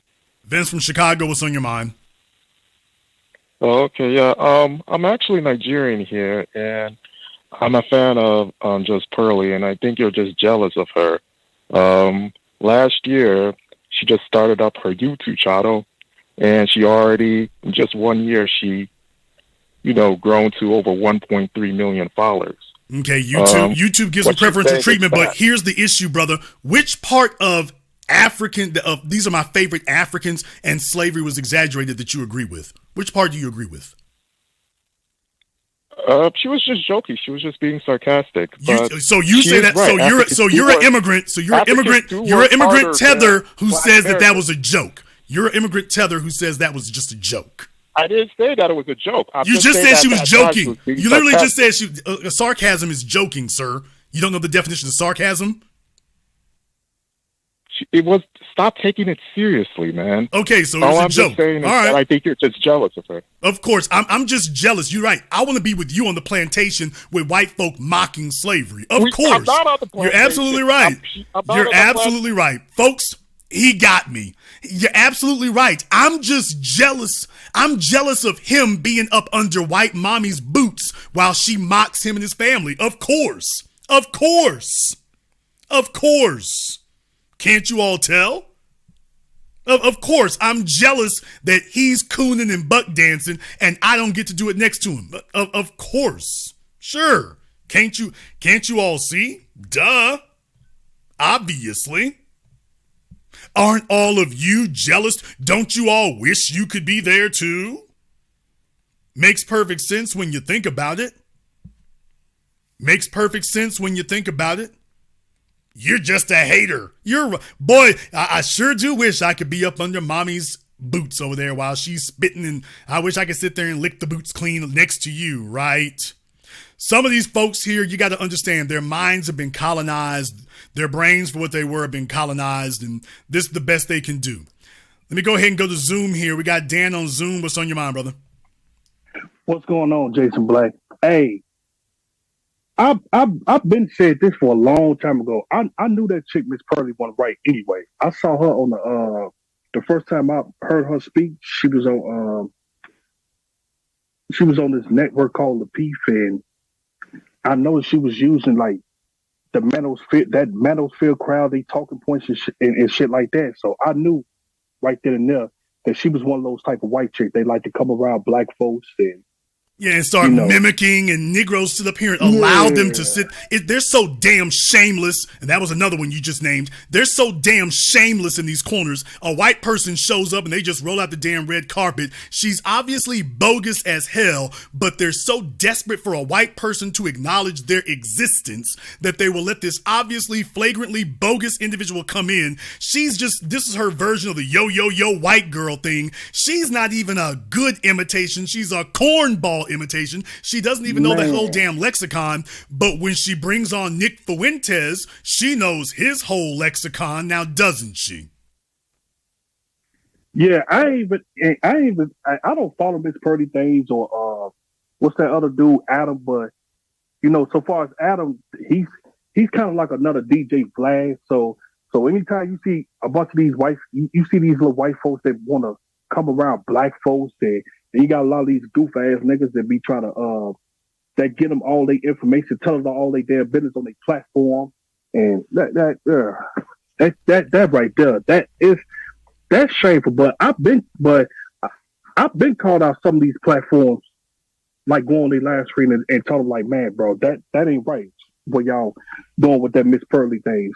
Well, calling them out is important, and saying that is important, because this is how you get to come back here later and say, now, we said this a long damn time ago.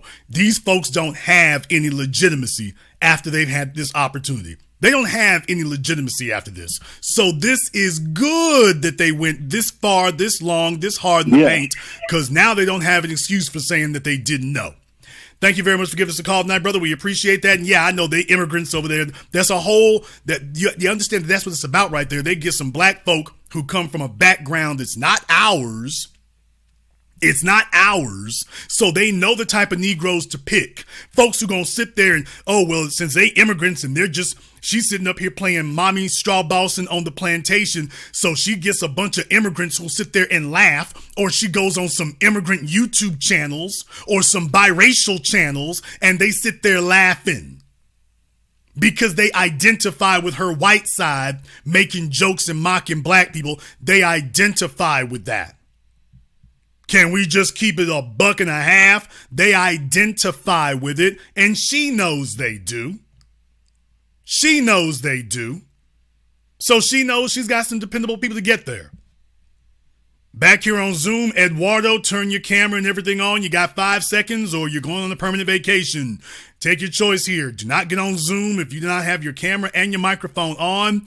So Eduardo, you're on Zoom. Let's go ahead and hook everything up. We'll give you a minute here to go ahead and get that going. We can't have you break up the program. Okay, Eduardo is going on a permanent vacation. Folks, I do give priority to Zoom, but as I stated, we ain't going to play no nonsense. Make sure you have everything on before you get on. If you're going to try to troll, you're going to have to at least get on camera if you're going to troll. If you're going to troll, you got to get on camera to do that. That's what you're going to have to do.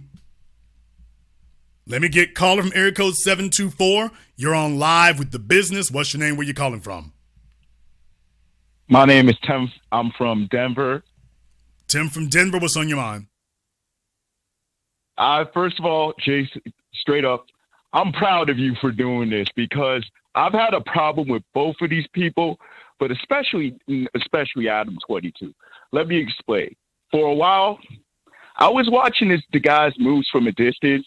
I noticed this platform come up with this white guy that had all these tattoos.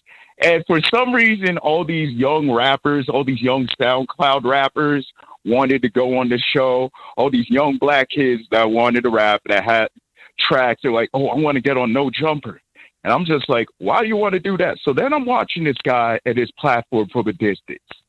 And I'm just getting the most uneasy feeling about him. Well, he's not from the culture. He's not hip hop at all. He came from BMX, and he came from some metal and hardcore punk scenes that had white supremacists and just racist scum in them. He has an old blog that got deleted that, because of this recent controversy with No Jumper, these blog posts have been unearthed. And not only has he been revealed to be an Okay, well, here's the thing here. We're only interested in what we're talking about tonight. This is not about going through his greatest hits or discography and can we unearth any and all dirt on him or whatever. So I'm not interested in any of the other things that have been said because that's not germane to what we're talking about here. This is not about me. I don't like Adam, no jumper, whatever. What I'm saying is we got a carpetbagger and culture vulture. So any shenanigans he might have been doing, otherwise that doesn't have anything to do with what we're talking about here in this instance. However, what I will say is that when you have a situation where this guy, and let me go ahead and address one thing here real quick. Y'all got to understand, for the slow bus kids out there, for the slow short bus kids, it is nothing for YouTube to give a channel 1 million subscribers. You all remember the chick a couple of years ago who put up one video. She had been on YouTube for 2 weeks and it made headlines because people were talking about, you know what? YouTube has front loaded that channel. How is it she hasn't been on YouTube for 2 weeks and already she's got a couple of million views on one video? That can't happen unless YouTube boosts you and promotes you. So everybody thought of that as an experiment on YouTube's part to prove they could do it. Well, you don't need a brain surgeon to figure that out. YouTube picks and chooses the channels that they want to win. If you're some clown talking about somebody earned it or whatever, they got 1 million subscribers in 6 months or a year, what the hell are you talking about? What are you talking about? That's easy to do. That is simple to do. YouTube can make somebody into a star. Take a look at the Paul brothers, PewDiePie, Joe Rogan, Mr. Beast. It's not accidental. They pick and they choose.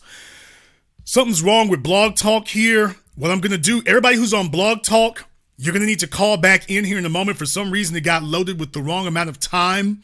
So what I'm going to do is reload it here. And when it comes back on, it'll have enough time on it. So if you're on the line right now, it's about to drop you, but you're going to need to just call back in. Not doing it on purpose. It got loaded with the wrong amount of time. We're going to go ahead and get that fixed here for you here right quick. Before we do, I want y'all to understand here. When somebody sits up here and says something to you crazy like you are jealous because because you don't get to be on white mommy's platform. Are you kidding me? I don't pay my bills off of YouTube. It would be different if you were saying something like you were being smart or you were being brilliant. It'd be different if that's what you were saying, but that's not what you're saying. I'm not the least bit bothered or worried that YouTube gives preferential treatment to channels. What it does is it legitimizes me. It legitimizes me because when I can show you definitive proof of who it is they boost and what it is, man, YouTube's got over a billion or 2 billion subscribers on this website. Getting somebody 1 million people, that's peanuts. That's nothing. And they want them to have that because YouTube is a white supremacist media platform. There's no secrets about that. No secrets about that at all. And take a look at the people that I'm showing you the proof. Take a look at the people thriving on the website. Take a look at the folks thriving on the website. It's not accidental. I'm glad that YouTube is showing who it gives preferential treatment to. That's important. So we can get that all out of the way. All out of the way. And so everybody can clearly define and clearly state whose side they're on and who they're with. That's what we want it to be. I got somebody on Zoom. If you're going to be on Zoom, you need to turn your microphone and everything on. If you don't, you got to go. That's better. Put your hands down, sir. Do you have your microphone on or are you still trying to figure it out? I think it's on. I think it might be. All right, what's your name? Where you calling from? Yeah, my name is Smito. I'm calling from Spain, although usually I'm in Dubai. All right, Mino, what's on your mind? Yeah, I just, I talked to you a few months ago. I'm biracial, biracial. Yeah, that's how you call it. My mom was white and my father was black. And I'm just amazed with this, on the topic. I lived for 5 years in the U.S. I studied there as a pilot. And then I came back to Spain, to Europe, to work as a pilot. And I'm just amazed with this Nigerian call saying that you were jealous and that, there is no racism in the U.S. And that basically, we should all cheer and jump and do the hoops over our heads, just pretending that nothing is going on and there is no racism, and it's bullshit. My family, we come from Equatorial Guinea, and we happen to have the only freaking gas station privately owned by African but black people. And we happen to be in a country, Equatorial Guinea, which is run by Spaniards and French people, whites. And it's funny, the last business meeting we have, black people actually from Africa. So yeah, you could call us, you could call them, your brothers or whatever you want to call them. They told us that the people in France, they were just a little bit upset because we were the only black people who privately own a business. And that wasn't good for the business because we were setting a bad example. Basically, we don't want anybody to run energy, to run, how you call it, anything with now you're saying this was the Nigerians who were telling you this? No, I'm saying that these guys were the French people. Okay, the French were telling you this. Yeah, they were telling us that basically we shouldn't be owning, a business because we are the only ones owning a private business in freaking Africa, which is this is the Gulf of Guinea, and this is owned by France. So basically, what is a Nigerian saying, which they don't own a freaking shit because everything is owned by the Dutch and by the British and by the French, saying that, in the U.S. he's being free. I was for 5 years in the U.S. I could not get a freaking flat, an apartment in a good part of town where white people were living. And I'm biracial. My mother is white and my father is black. I'm freaking black.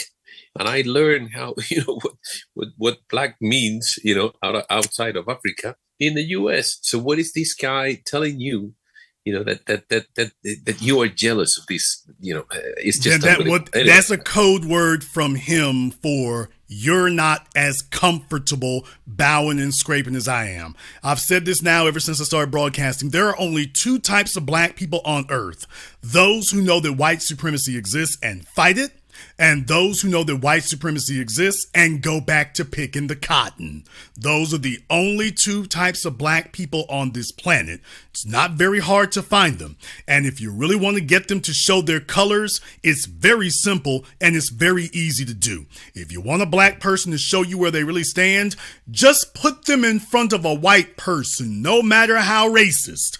Let that white person start saying what they really think, and then watch them start making a bunch of excuses for why they don't need to say anything to respond to it. It gets real easy real quick. Thank you very much for checking in with us tonight, brother. We appreciate that. For those of you who are loading up here on Blog Talk, you all can go ahead and come on in there. I got Charles on Zoom.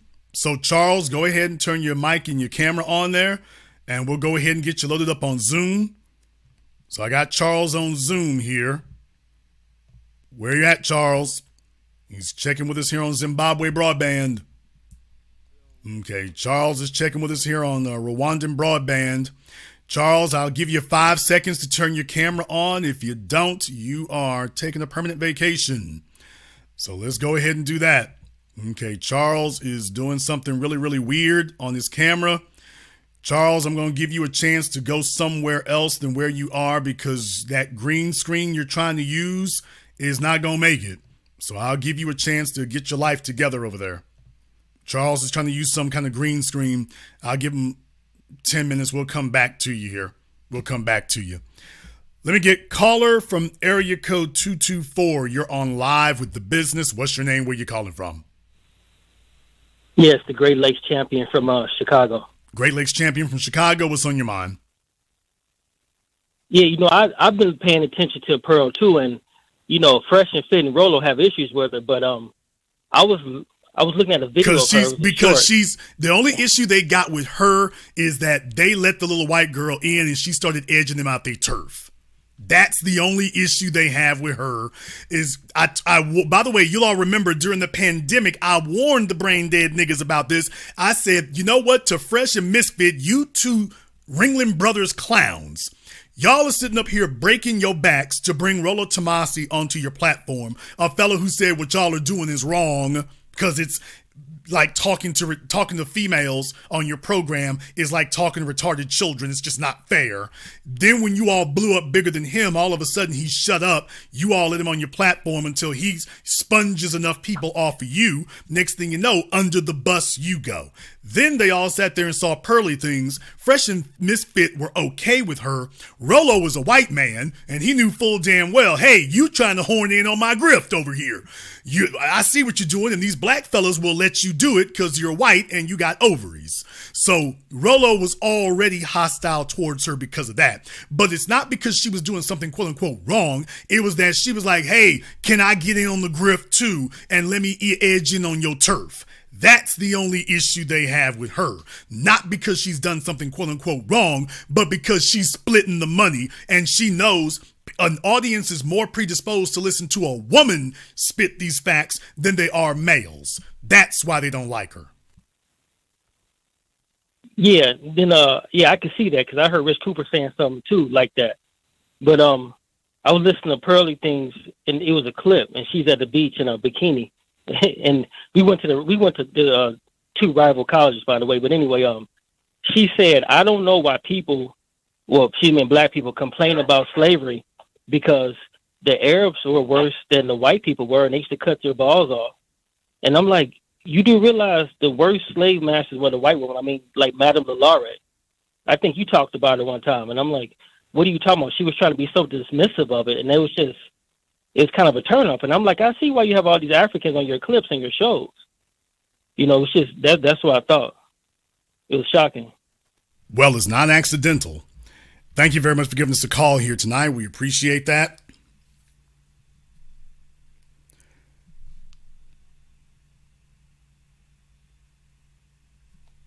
Okay. Let's go ahead and see if we can get back over here on Zoom. Charles, I'll give you one chance to go ahead and make sure that you are sitting in a sensible place here. All the special effects is an issue. Okay, Charles is not listening to me when I say no special effects for some strange reason. Charles is going to take a permanent vacation.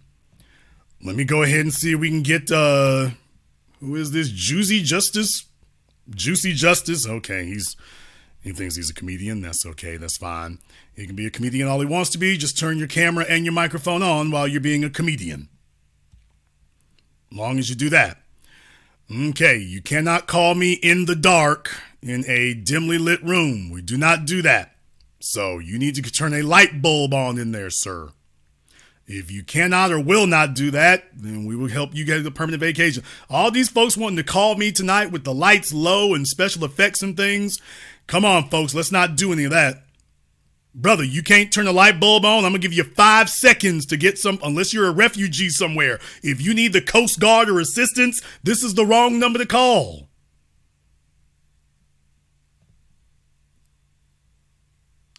Okay, he's not doing so well understanding what we're saying here. Let's go ahead and get caller from area code 240. You're on live with The Business. What's your name? Where you calling from?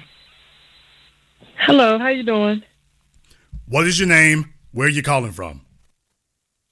Oh, my name is Rosie from the DMV area. Okay, Rosie, from where at in the DMV area? PG County, Maryland. I'm sorry. Okay, Rosie from PG County. Are you afraid to say what town or city you live in, ma'am? Bowie. Okay, what is on your mind? Okay, can you explain to me what a tether is? Because I had different definitions of that. Could you explain what that means? Because I've heard other content creators say that term. And what is the Akata? An individual from, okay, ma'am, it sounds like you need the starter pack on that, so why don't you call a different program? We're not here to introduce you to the starter pack on it. So if you don't know, you haven't researched it, I'm not here to give you the elementary school course. So you're just going to have to go somewhere else and see if you can pick it up on your own. Caller from area code 646, you're on live with The Business. What's your name? Where you calling from?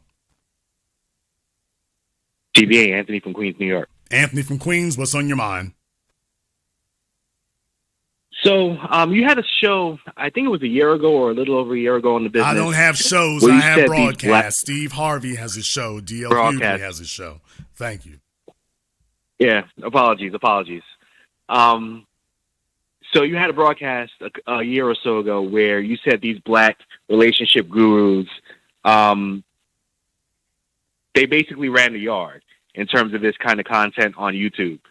And, you know, I think all of those content creators got around Rollo Tomassi, and Rollo Tomassi was basically shitting on them. They were looking for a white daddy to kiss ass on, and they found it. So, yeah. Which is exactly what I said back then, and it's come to pass exactly the way I said. Yeah, that's the thing. It's like, you know, these guys have so much pull and so much power, but they always turn around and give it to white people for just no reason. It's like, yeah, it has something to do with just being coons and just slaves, but it's also, you know, they're scared of power, and since they're so scared of power, they just turn around and just give it to white people. Well, that's what they prefer to do, so I warned them about it then. It's come to pass. Thank you very much for giving us a call tonight. We appreciate that. Micah on Zoom, brother, you getting dressed over there. Did I catch you at a bad time, or have I inspired you in a way in which I didn't think I was?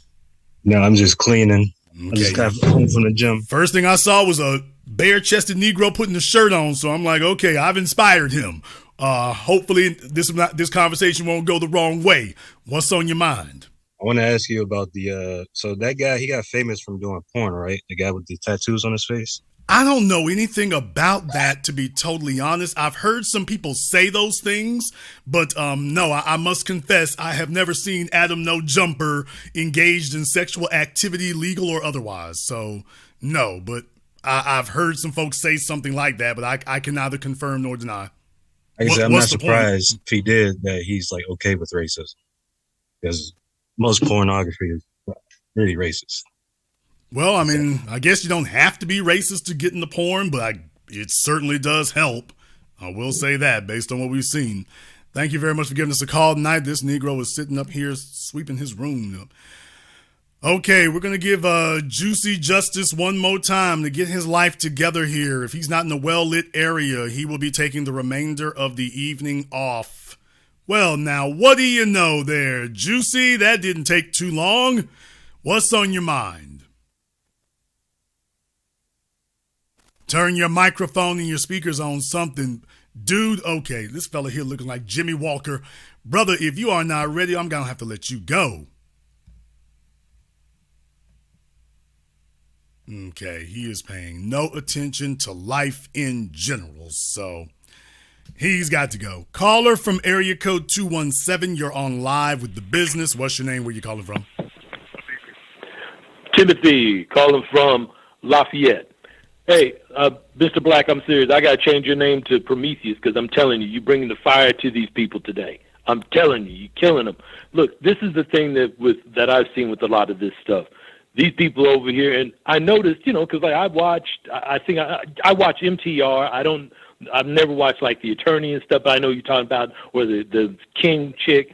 But the thing was, it was like I saw that like a lot of their programming went from black people talking about black people to black people then having all this white stuff on. And then I was like, who's this white bitch? I don't understand how they thrown this in. Man, I'm telling you, these people are working probably for the alphabet people, if you understand what I'm saying. Because there's no way that, I mean, I understand, of course, YouTube is over here. They probably have a little connection to it too, but that's the only way I could see somebody. They slid in. I mean, I'm serious. I think that I've only seen them in the last 6 months, and I didn't understand why they were there. And in fact, when I would see them on any kind of broadcast, I wouldn't want to watch it. No, I mean, look, all these things are a psyop. You know, Facebook, Twitter, TikTok, Instagram. You can't blow up on these platforms unless the people at the top. I don't know why people are so damn dense. You can't blow up on television unless the people at the top say you can. You can't blow up on radio unless the people on the top say you can. Google and Facebook and them are bigger than any of your television networks. You can't blow up on these platforms not that quickly and that fast unless they say you can. Otherwise, you're going to have to scratch and scrape and claw and come up from the soil. Otherwise, you can't do it. Thank you very much for giving us a call here tonight. I got Russell on Zoom. At least I think I do. All right. What's on your mind, brother? Okay. Tony, wake up. I'm here. My bad. Yeah, it's Tony, man. I hate to say it, but you're right again, Jay. You're right all the time. But this one, it kind of hurt my heart because Mediocre, he seemed like excited every time he brought Shahzad Ali, the Queen Mother, on, and then no lie, Melanie looked like a baddie, so that's the reason. She said some suspect things, but I let it slide because my preference. And just Pearly, I just thought she may have been like a 2 in her own culture, her own society, and that's probably part of her villain origin story. So I thought that may have made her acceptable, but when you expose all of that, but Adam 22, anybody tied with Vlad, I already, highly suspicious of that. But like you said, it ain't nothing you said, you exposed them for who they were. And I feel like I gotta delete half my subscribers, the ones that ain't been kicking me off YouTube anyway. I got to start over and, reevaluate some of them. Well, like I say, folks want to sit up here and call this entertainment. It's entertainment. It's entertainment. Then you give this person 1 million viewers, 1 million subscribers. They got a whole bunch of money to sit on. And as soon as they get themselves set and solidified, okay, now let's tell the world about why slavery was good, why slavery was okay. Next, they're going to be saying, well, why are you talking about defund the police? Oh, I'm sorry. Adam already did that on his. Fine. Next thing you know, it goes there. So what I'm saying is you shouldn't be such a damn fool and just so desperate to get somebody's attention and a lackey in that regard that you sit up here and allow something like that to happen. That's the problem. I feel like the tether was trying to point out. He was like, oh, it's a joke. It's a joke. That's how Jim Crow and, Ku Klux Klan got started. From a joke, and it turned into something real. And then when it hit the fan, everybody want to look around. And then where you were saying that, how they ease into our society, and then they spread a narrative that they really wanted to push anyway, where they play both sides. Well, here's the issue with it though, brother. You said it already here before. And yes, tonight I'm going to name names and then we're going to get off of it here. When this whole thing, when the pandemic hit, that's when you saw the Fresh and Fits, the Kevins, and them folks here start to elevate and rise because folks were locked in home. Once they proved that there was an audience for that kind of thing, next thing you know, there was a bunch of females who were like, well, hell, if the fellas like hearing it from a dude, they'll love hearing it from us. So there's a whole bunch of them who sprung to prominence during the pandemic. A whole bunch of females who said, hey, this is my time. I got an opening. There's a lane for me. Melanie was one of them. She was the chief one. She wanted to get inducted into the clique and so she could get put on. I'm not hating on anybody for that. Okay, if it works, fine. Knock yourself out.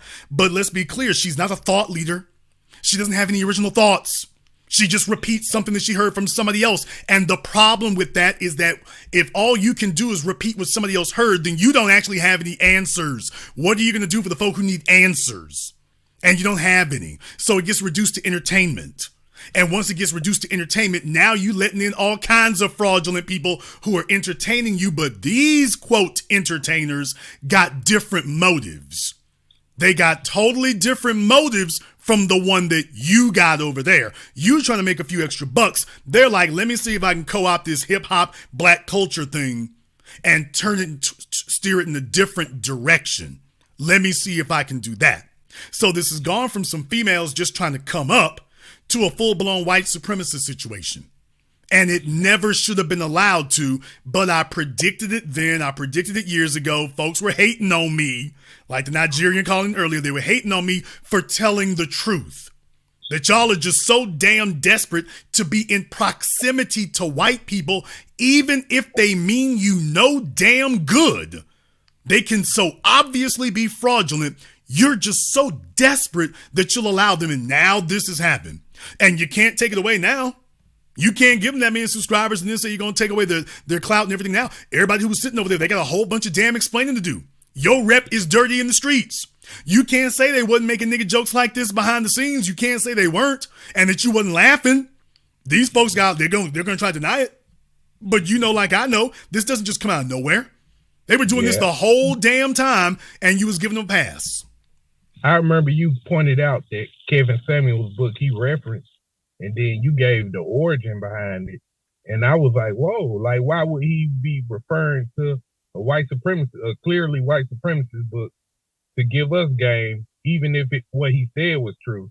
But when you broke it down to that level, and then Melanie, like, she claimed, to be a friend and like he was a mentor.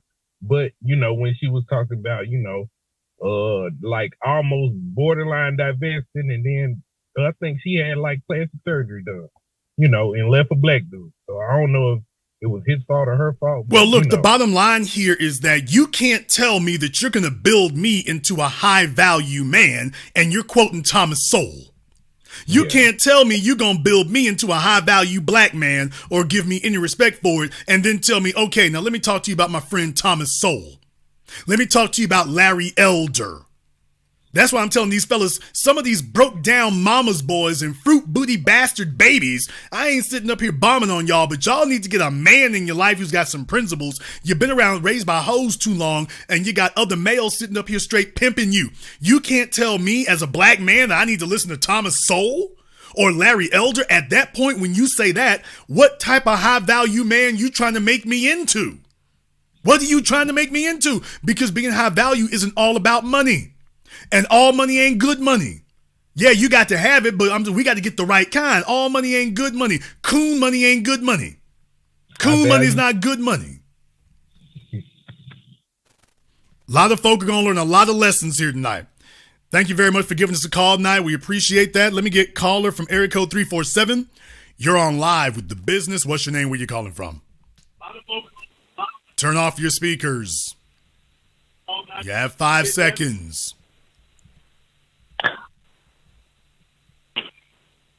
Hi, Jason. I love you. Okay, I'm glad to hear that. Oh, it sounds like somebody's granny.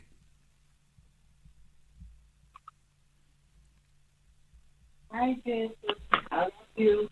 Okay, somebody's immigrant grandma is saying he's calling in to show some love. So I'll see if I can spare a few dollars to get you some Metamucil, some milk and magnesia, some Epsom salt. She sound like one of them old chicks wearing stockings that only go up to her knees, and so I'll throw you a few dollars to get some Epsom salt and some witch hazel.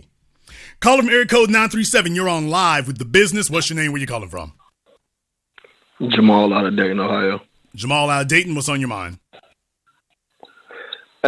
I'm not surprised that this happened because Dame Dash was saying something about Adam 22 a long time ago about him speaking on black folks and everything he was doing. And it's like, it's not surprising to see how it turned out. It's like he was waiting so long to say how he truly felt because it's episodes with RZA Islam on there. And you could see him, he's blatantly uncomfortable with the conversation. But then when he get around the people that he really had the same view as, you see how comfortable they are laughing, giggling. But brother, here's the thing. This is a common thing. We should have never let no damn carpetbaggers in. You've known the game since Vanilla Ice. What the hell is this in this YouTube era with all these fatherless children who sit up here and let in the worst, most virulent, obvious, low-key, suspected white supremacists you can imagine? They're not even putting on good camouflage. It would be different if he was putting on good camouflage. You see this fella right here. He looks like he should be, smoking the rock, not throwing it. Shout out Game. So how they, and all of a sudden, this is what I mean. They'll be so damn subservient minded that these folks here who shouldn't be doing nothing except shining the cases on your CD player and shining your chrome wheels, next thing you know, they're quote unquote leading. Adam is supposed to be sitting in the back of the damn club, square as hell, just nodding his head and trying not to fall over from an overdose. He's not supposed to be sitting on the stage leading anything. He's not a thought leader. He doesn't have special insights, but what he does have is whiteness. And he knows that there is a contingent in black society, but particularly among the bootlick sect, who will sit up here and give him credibility.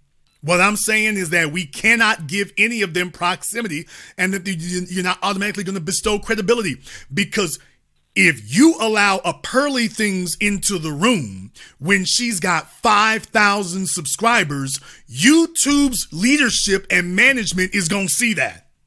And they'll be like, oh, okay, well, if we boost her, then we can give her $1 million. We'll give her $1 million. So it shouldn't be surprising, all of them. By the way, Mr. Y'all rocking with me, I'm rocking with you. Oh yeah, Jake. I can go down the list. Y'all need to stop that bull jive. Oh yes, I said I was going to say names tonight. By the way, man, I'm rocking with you, you rocking with me. What the hell? From Boston? Marky Mark again? Every time I turn around, y'all are throwing the doors open. DJ Academics. Every time I turn around, y'all throwing the doors open. You sitting up here acting like it's going to be a partnership. And when they get done wringing your ass out, it's a dictatorship and they're in charge. And it's happening over and over and over and damn me over again. At what point do you need to have enough damn wake-up calls to say it's time to lock the damn door?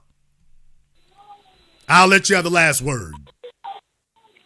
And to add on to that, it's ironic you said that, because it's a couple coons that was on his show, and then he eventually showed his true color to them. Now they on another podcast talking about, oh, he a racist and all that. You knew that before that. I'm going to say he just became one last week. He was just one last week. The last 4-5 years, he wasn't one 3-4 years ago. He's just one last week.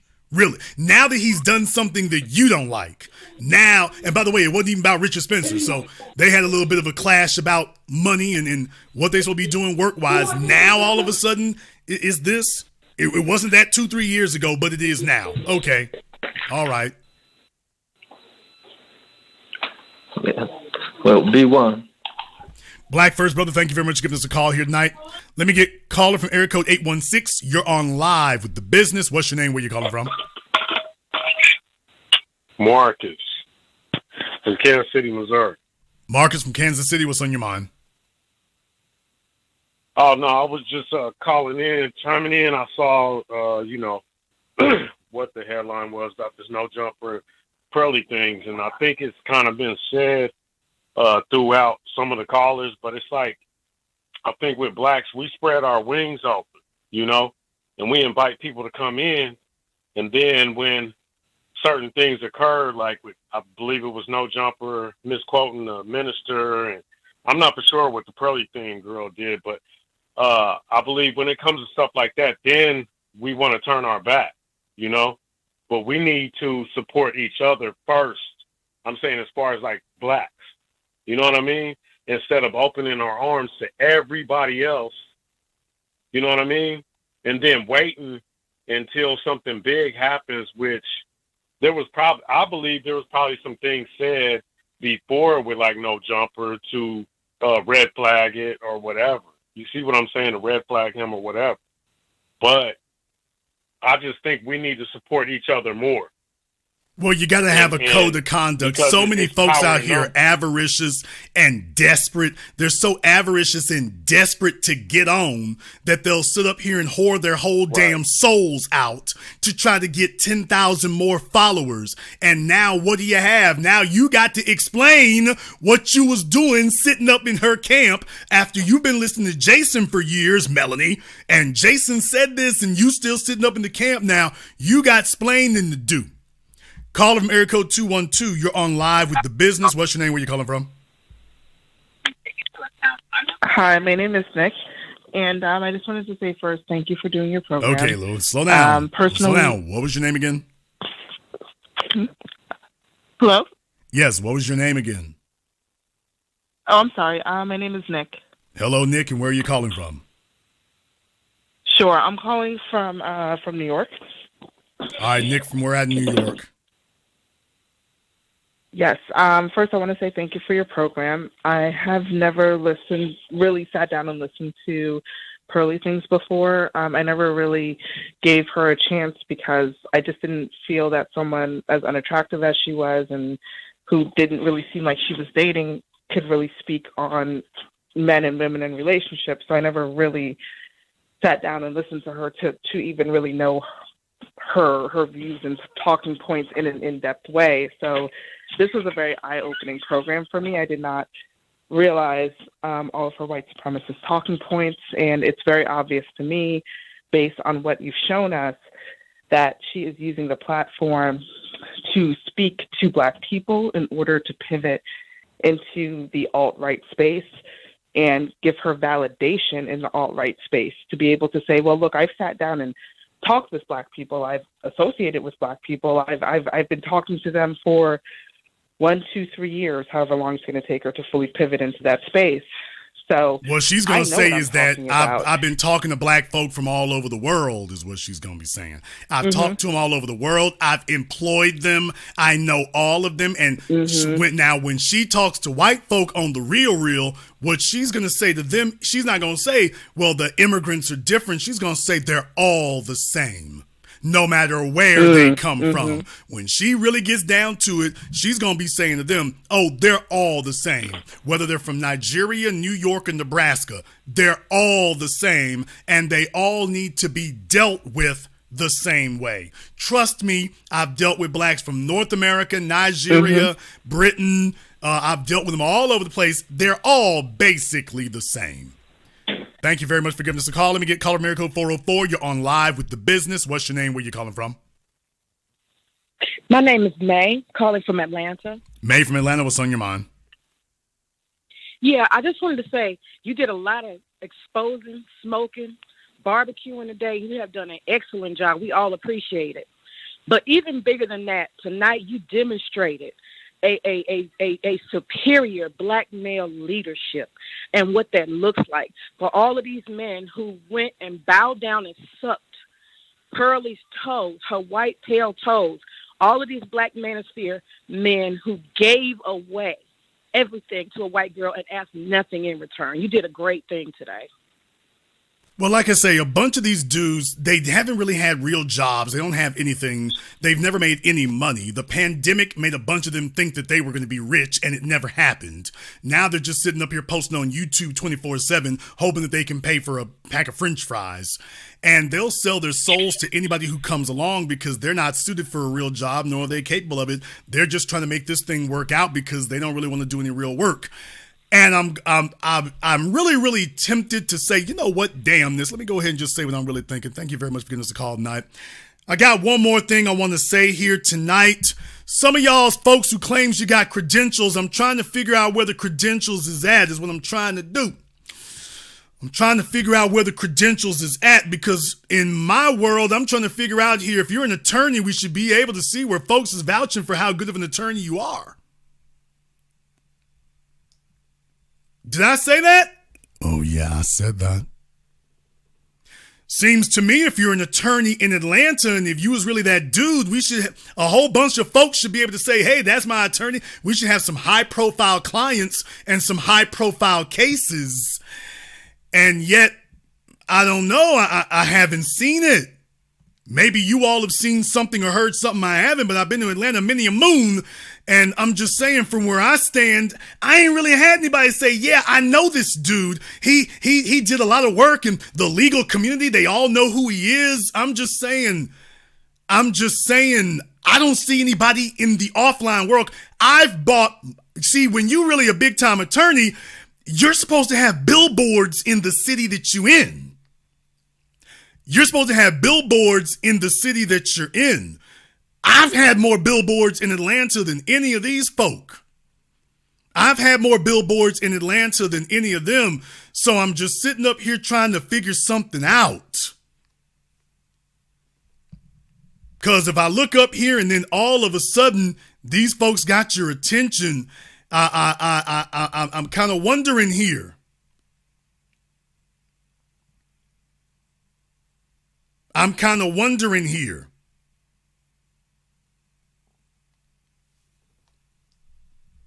Is Pearly Things taking advantage of the fact that some folks might not have been making as much paper as they were hoping? I don't know. Oh, yeah, and I'm not selling courses. I'm not throwing shade either. I'm just saying, was it some other circumstances that allowed such an obvious viper into the midst? If y'all think I'm wrong, then just call me on it and say, hey, Jason, no, this was the dude. These were all the dudes, all these attorneys that were hanging out with the so-called high-value men. By the way, if they was really that dude, y'all should be able to go ahead and show me the paperwork and get done with it. Call America code 404. You're on live with The Business. What's your name? Where you calling from? Going on, Jason? My name is AT, calling from Atlanta by way of Lagos, Nigeria. Okay, AB from Atlanta. What's on your mind? Hey, first and foremost, I want to say, as a Nigerian myself, I denounced that caller from Denver. We all know Nigerians are based in 3 major cities: Atlanta, the Houston area, and the DMV. If a Nigerian is out in Denver, he's probably just trying to get some white, you know what. So, as a true Nigerian, we denounce him and his thoughts. We stand with the FBA community. We want to see y'all get your reparations. We want to see y'all thrive and prosper. And as a one who's married to an FBA, I want to see her prosper as well. But this just Pearly's character. I just think like she got her rise during the pandemic, and what we'll start to see now is as this watch bubble starts to burst, she'll get more radical with her content, and she'll start bringing on more and more controversial guests, and her true colors start to shine. I still have faith in the lead attorney. Maybe he can turn this around, but as far as like Fresh and Fit and just Pearly Things, I don't know if they can be redeemed, but I'm going to land my plan there. B1. Well, like I say, even if they could, what the hell would be redeeming for? But like I say, I stand with all the real Nigerians out there who are on the business. They recognize white supremacy. They call it out for what it is. They're not looking for a plantation to be on. They're not saying some white supremacy is good and others is bad. They're not doing that. So we're definitely down with you. Thank you very much for giving us a call here tonight. By the way, I ain't flaming nothing. I just thought tonight's a good opportunity here. I'm going to touch on it and then I'm going to be done with it. Y'all can either go ahead and belly up and answer up or not. But I just thought we would go ahead and address that tonight. When I see all these people showing up in the exact same place under white mommy's thumb, I'm just asking a simple question here. And I'm like, there's got to be a reason why so many of y'all are showing up in the same place.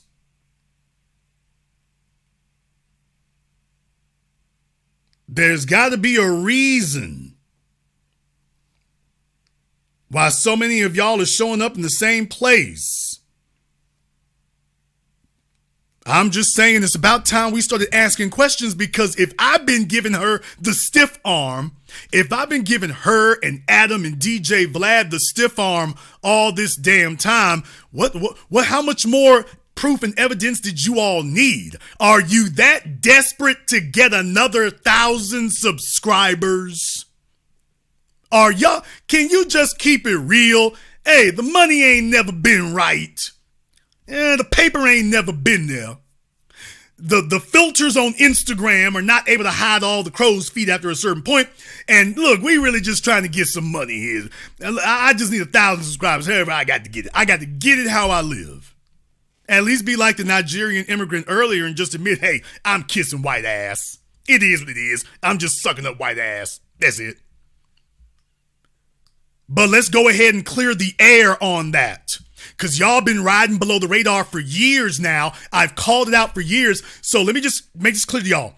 Yeah, I know all the people y'all talk about. You've been saying it for years. I know all the people y'all talk about. And I ain't never spoke on any of them. Jason, do you know this dude? Know that dude? Yeah, I seen him. It took me 2 seconds to go ahead and review the paperwork. The paperwork's all dirty. Jason, don't talk about this person. You don't talk about them. Don't say this. Don't say that. Yeah, because they all janky. The paperwork's awful. The paperwork is awful. Now this is just the latest two who've come out and made asses of them. They're all lined up. You think this is going to be the last ones? Do you all really think that Adam and Pearly things are going to be the last ones? Do you think we've come to the end of this? You think this is through?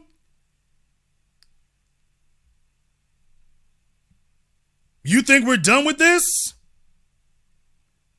You think these are going to be the only ones that and then after this, they'll be through? Please, they've seen that this business model can work. For those of you who watch my program about Derrick Jackson's wife, Fortune Cookie Babble, man, there's a never-ending list of these folks looking to take advantage of gullible Negroes.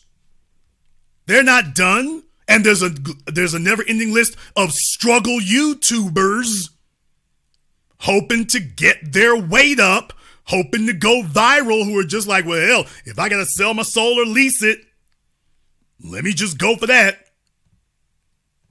Y'all looking real damn bad right now.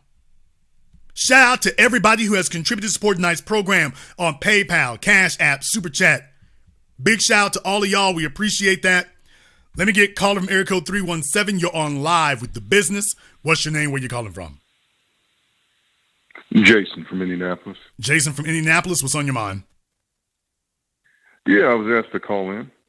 Then you already know why you were asked to call in, so get to it. Yeah, so I made a comment because I'm heated about this situation. I'm tired of us not having any type of gatekeeping going on in our community and just letting these people in. I said, y'all niggas, y'all entertainment niggas have no self-respect and you're desperate for validation. Okay, who are the I stand by that. Who are the entertainment niggas you talking about? Well, it wouldn't be you guys. I don't consider you entertainment, Jake. Okay, I didn't think so. I consider you serious business. I didn't think so either. So somebody got their wires crossed. Eve, knock it off. Thank you very much for giving us a call tonight. Let me get caller area code 330. You're on live with The Business. What's your name? Where you calling from? Cleavon out of Youngstown, Ohio. Cleavon out of Youngstown. What's on your mind? Yeah, Jay, man. I this is a great broadcast, man, and I'm glad that you spoke about this, man, because I don't see how in the hell that people, personally black people, didn't see any of this coming. They already know that they're going to bite off of us and they're going to try to get us to fall along with their program, and people just fall right along for it. It's the same trick bag. They've been doing the same thing for so many years, man. This is just crazy, man. Like, rinse and then people want to act like there's nothing wrong, and you pulling out all of the receipts and all of that stuff, and they still gonna go back on the show and still do all that dumb stuff that they've been doing, man. It's sad. Well, at the man. very least, folks have had an opportunity to see exactly what it is, because it always comes down bad. It always comes down bad. Always. Yeah, man. Always. Yeah. Thank you very much for giving us a call tonight. Let me get caller code 972. You're on live with The Business. What's your name? Where you calling from? My name is Kevin from North Dallas. Kevin from where at? Kevin from where at in North Dallas? Does it matter? You want Caller code 917. You're on live with The Business. What's your name? Where you calling from? Yo, what's going on, Jason? Yeah, like, you said a lot tonight. What is your name? Where are you calling from? Sorry, from New York. This is Cassius. Cassius from where at in New York? Oh, Harlem. Cassius from Harlem, New York. What's on your mind? Yeah, you said a lot. I can't be like, when you did a breakdown initially, I should have been more at the TV. I couldn't really enjoy it. But you said a lot. Like, you made me unpack a lot of stuff, because I never was a fan of, like, Pearly things. or Adam 22. I was a proponent of lead attorney, but it's like where you broke it down, it was like, okay, the lead attorney, because where does, like, even Melanie King, I kind of like look it down on these people. Like, I don't get it. Like, you went to UK to sit down and do this show, and what for? My problem like, what was the point of that? My problem is I think we know what it was for. That's the problem that I have. I think today you created an environment where niggas is just eager to sell out their souls. I mean, by the way, and this is going to sound very indelicate when I say this, but I'm sure they can appreciate that. Can you all imagine a lawyer who would sell out his soul? Could you all imagine that? I mean, I know that's unheard of. You would never imagine a lawyer who would sell out his soul. So I'm sure that would never happen.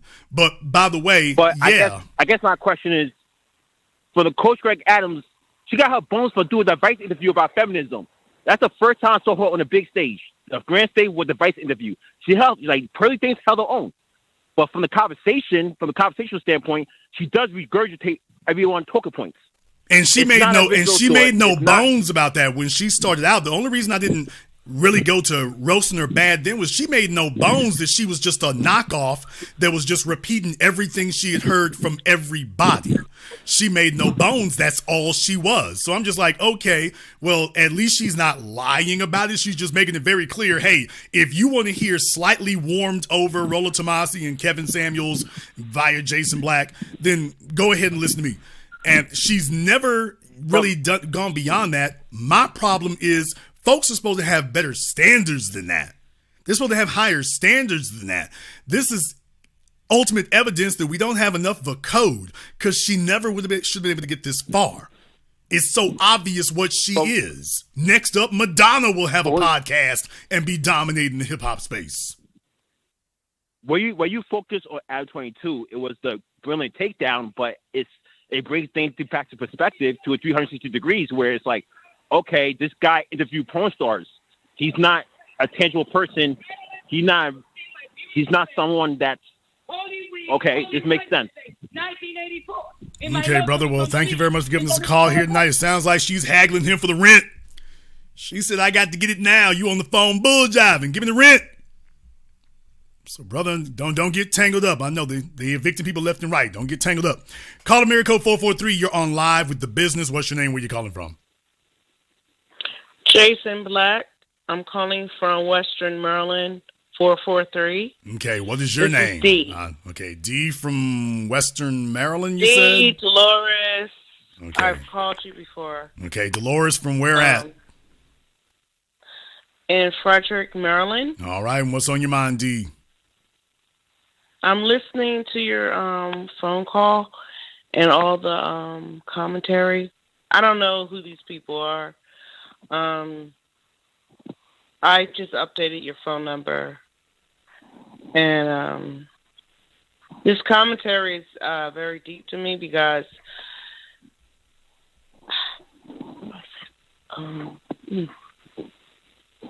I appreciate the commentary. I agree with a lot of what you're saying. I don't know who this person is. I'm listening. Sister. I Ma'am. absolutely have no... Ma'am. I absolutely... Ma'am. Go ahead. Go ahead. What have you been smoking tonight? I absolutely have no clue who these people are. Okay. What have you been smoking, ma'am? I don't smoke. Okay. You smoking, you drinking, you're doing something. So do us a favor. No, I don't know. Call back when you've sobered up. Call back when you're sobered up. She's smoking, drinking something. I don't know what's going on, but it's heavy on her. I don't know. Y'all know when your auntie just got off the pipe, your auntie, she trying to stay clean, but she having a hard time. She's trying to stay clean, but it's hard. So she'll wake up in the middle of the night and be just calling niggas. And you're on live with The Business. Yeah, this is Dolores from Western Virginia, Western Maryland. I'm from the West. I don't know what you talking about. I don't know what you own, what you at, who it is. I don't know any of these people. What is your name? Jason Black. No, I'm Jason Black. Who are you? Dolores. Okay. I don't know these people you talking about, Jason. Who are they? Caller Mary Code 321, you're on live with The Business. What's your name? Where you calling from? How you doing, Jason? This is Antoine from Orlando, Florida. I always felt something was wrong with Miss Pearly over there because she always hang out with black dudes, and she's from the Midwest, and I feel like the Midwest is white supremacist headquarters. That's where she's from. She comes from a big family which makes sense why she has these racist views. She has like over there in the Midwest, they have all these white people that have these enclaves. They keep she looks like one of those, what do they call them, birthers or whatever. So she comes from that type of background. So none of this surprises me. Adam, I never liked Adam at all. And I did see like a clip of that. I didn't see the full thing till you showed it. But that didn't surprise me because I was saying, where was that? The guy that kept interviewing Tariq, because Tariq went on Adam's show. I'm like, where's that black guy at? If they're going to have, that Spencer dude. Yeah, I'm not sure if they ran. Like I said, the guy that Tariq actually talked to, I think they might have run him up out of there. So I'm not sure. I'm pretty sure I'm not 100% certain. He might be the guy they ran up out of there. So that kind of says something to you right there. That kind of says something to you right there when you think about it. Oh, yeah. I guess they're all trying to make this, make this pivot. Because I see all of them, like, especially, what's that guy's name? Fuentes. I can't pronounce his name, but the other dude, even other white supremacists denounce him. You know you real bad when other white supremacists denounce you. Yeah, Fuentes. Well, like I say, it's only really because you're not sporting the kind of white supremacy they want. They have differences about little nuances and details, but when you really get off into the woods of it, they got a lot more in common than they do otherwise. They're only fighting over what version of attack should be used. They're not fighting over whether or not they should or shouldn't attack you. They're only fighting over what version or what method of attack they should use. That's all they're fighting over. All right, on Zoom, we got Rudy up on Zoom. What's on your mind, brother?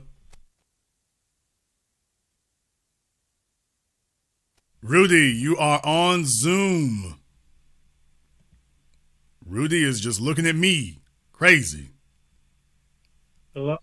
Yes, Rudy, you're on.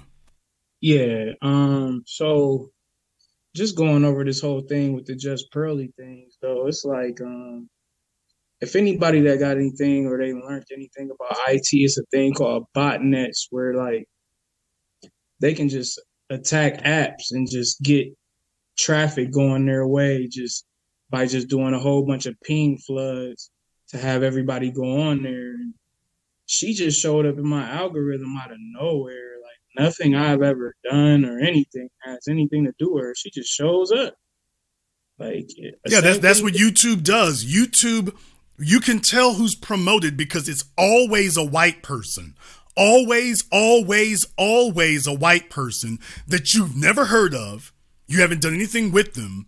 You're not clicking on their videos, and yet it keeps feeding it to you. That was how Joe Rogan got as big as he is. We've all known this, and the only thing that would disclose is a lawsuit, but we all knew they were flooding Joe Rogan. If you came on YouTube, YouTube was going to show you Joe Rogan. It doesn't matter who you are. It doesn't matter what you watch. You are going to see Joe Rogan. And guess what? They did the same thing with PewDiePie. Doesn't matter if you don't play video games. You going to see PewDiePie no matter what you look at. You're going to see Mr. Beast no matter what you look at. Logan Paul no matter what you look at. So YouTube doesn't do this by accident. Man. This is deliberate. These are the folks they feed. Now, if you black, there's no telling if you'll ever be seen. But with these white folk, anybody sitting up here talking about these people just blew up, you don't understand how television, radio, or the internet works. You can't end up on YouTube's front page or in people's recommendeds all the time on a consistent basis unless they put you there. I got two more things to say. Like, so, two things. So, after the demise of Kevin Samuels, you watched all of his so-called friends fight each other, trying to get that spot to see who gonna take over. And then also, like, another one that just popped up in my algorithm was the mediocre tutorials guy with the Shirzad Ali videos. And I think it was because I was I was trying to show my girl the Sherazad Ali videos, so he started popping up. And then, like, when his traffic got slow, he put up a video talking about he need donations for cancer or something. So, it's just always something with these YouTube dudes, man. It's like, it's terrible and sad. And for people to fall into that let me know you don't really have nothing going on yourself, because I'm not really about to just fall into that. Like, but most people do. The real issue is most people do. It would be different if it weren't. Look, if there were if the audience members held them to account, the only folk they get mad at are the people who tell the truth. They get mad at them. They get mad at us. But as far as their audiences hold them to account, no way. And like I said last week, the real sad part about this is, if you started watching these people during the pandemic when you were locked down at home, it's now been 3 years. If any of this were actually meant anything, then you would have 3 years of progress to show me. You should have 36 months of elevation to show me if any of this was actually beneficial in the real world. If you selling courses, then I should see a whole bunch of folk getting elevated. I'm not wrong for saying it, and I'm not wrong for saying it, but I'm also not wrong for saying, hey, you got a profit center going. What I'm saying is y'all recognize what you see, and game recognize game. Game recognize game. The pandemic is over, and folks are trying to flip into a new genre. They all trying to diversify into something new. The hip-hop thing is not working the way you wanted it to before because there's newer names coming in. So I told everybody last year, most of your favorite YouTubers, their numbers are going down. Their numbers are going down. So now they're all trying to figure out, well, hell, that we starting to fall off and lose altitude. We got to spin up into something else. Just Pearly things. Now you see what she's trying to spin up into. Adam No Jumper. You can see, okay, now that he's built a hip hop audience, let me pivot away from that and spin into something else. And take a look at where he's spun to. Completely diametrically opposed and against black people. So now that he's got his money straight, he's like, yeah, let me go get that white audience. Hey, I think the reparations talk got a lot to do with that. Oh, yeah, absolutely. That they're showing their true colors now. It's like, hey, y'all talking about reparations too much. We don't like it. We don't really like you niggas to begin with, but we make money off of you. We don't really like you to begin with, but we make money. So now that you're doing too much, we tired of pretending we like you. Let's just say what we really think. And you see how she kept bigging up the Africans. That go into the whole delineation thing to where we're not talking about race-based reparations because that's unconstitutional. So we talking about lineage-based. What a way to get the people that all these black people and these immigrants and tethers that they've been listening to and getting this information to. What a better way to do it than to get the popular influencers that's white that these people listen to say, oh, the Africans this, and try to separate it. You're attacking the argument. Oh, they just work harder. We're back to the work harder thing. They work harder. They work harder. Baby, you got a bunch. She's literally telling you she's got illegals working for them. So you and I both know what that means. Oh, you ain't paying them nothing? She said it. She said she used them because they costless. She said it herself. I just caught a clip of her saying it. I didn't caught clips of her saying some crazy shit. And they be sitting. I know what you're talking about, brother. And they be sitting there laughing. Now, here's the difference. You and me wouldn't have sat there laughing at that. Now, that's the difference. She wouldn't have said that in front of us, and we sitting there with Nick Fuentes, and we sitting there giggling. Let me tell you, the whole damn show would have been over right then. We ain't going to sit there and hear that, and we going to use it there, oh, hey, Rudy, he's kind of late too, but he's black. and okay, let's see how it goes next. Hey, Jason, how much you want to bet Mediocre Tutorial showed up for free 99? Man, look here. When White Mommy and Vlad TV, I said this years ago, I'm going to say this right now.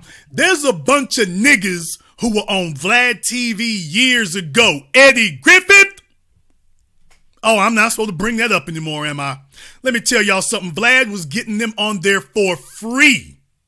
They have been on there for free. Lord Jamar finally admitted it was for free. And that was the reason why I was like, hey, wait a minute. Y'all been talking to this Fed agent here all these damn years for free. Y'all have made him a multi-millionaire. But when I contact you, you telling me what I gotta pay you.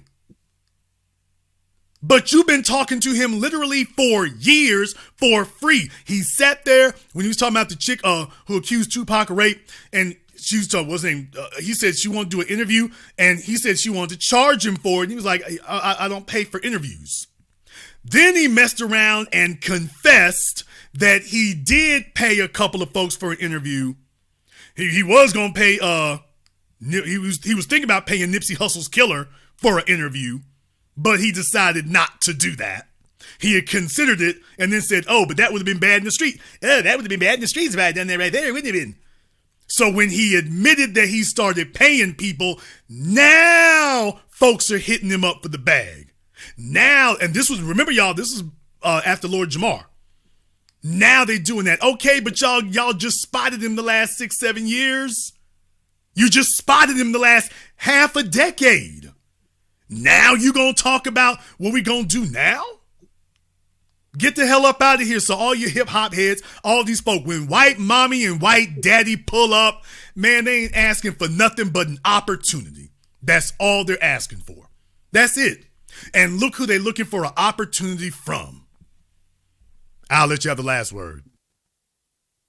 I'm gonna say it's very convenient that, yeah, people don't like you, man. You know what I'm saying? Because you say what it is and what it need to be done, and you tell people that action need to be put into place. Like I was a person that, I was just out here doing whatever, but I had to really focus in and be like, hold on, wait a minute, you're not doing anything of substance. What's your accomplishments, man? So I had to really take time on and really start accomplishing goals and stuff. You know what I'm saying? And when I'm gonna just be a true just advocate to say that when you start accomplishing goals, you don't have to do the back and forth with people like that, because you can just move right on. It just makes your life easier. But also, let me say this as well. I mean, when you get on the internet and you can tell if somebody really got something going on or not, because what have you done? It goes all into what you say. What have you done? And a lot of these people are doing nothing. Also, for Brittany Renner to be on that white woman's program, to sit there and let her talk to her the way she talked, should let every black man in America know. No, these I'm just gonna say this right now. The black women who going on that Pearly Things show, that is a badass look for every single one of y'all. That woman is just straight clowning people, and they sitting there smiling about it. Who needs a damn plantation when you got Pearly Things in YouTube? You think she's got respect for y'all every time she talks about toxic women? What? We can't call her a hoe. And then it's a bunch of black women. We can't call her a hoe. The thumbnail is some black Insta thought. And it's something that YouTube usually blocks. If I tried to put it up on mine as a thumbnail, and when you look on the video, it's a bunch of black women. Every time you turn around, that's who she's talking to. It's black women. That's all we need to speak to. And they sitting up here lined up for it. You should be ashamed. I'm just saying, brother, how hard you got to go to mock somebody? What exactly do you got to do to be considered mocking them? It don't matter how far she goes or what she says. This ain't embarrassing. They let the gay white man do it to him all the time. I see it all the time. Man. Thank you very much for giving us a call tonight, brother. We appreciate it. It's a bad look, man. It is a bad look. I just got to read the mail. I got to read the mail. It's a bad look. It's a bad look. It didn't just start being one a week ago or 2 weeks ago. It's been a bad look. Y'all know full damn well she set up a platform for dissing black women. Hey, we can't talk about some scummy white women? You can't bring in, hey, how about for a few months we bring in nothing but white women? But that ain't gonna happen. Because you're not gonna get a whole bunch of white men to sit up here and air out white women like that on a consistent basis. They might show up once, but they ain't gonna show up every time and do it. Or if they do, it's not gonna be some ratchet white women. And the white women gonna agree with them. Hell yeah, over there on Valuetainment. Let me go ahead and read the mail.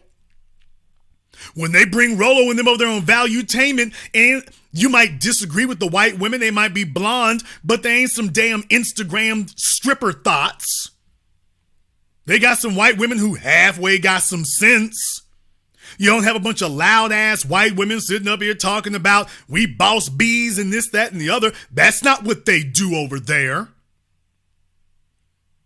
You're not going to get Richard Cooper to really sit up there and air out white women on the terms of, okay, let's talk about how white women created feminism. Let's talk about how white women created the gynocracy. Let's talk about how white women created this feminist social order that you all are complaining about and that the red pill was created to fight. Let's talk about the problem with white women. Them white women ain't going to show up for that, and the white men are not really going to show up for that very long either.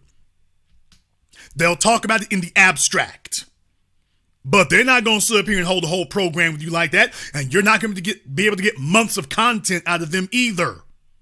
And let me tell you one more thing that will never happen. You will never, never, never, never, ever in the history of ever have a program that is hosted by a black person that brings on white people to talk about the problems among white people.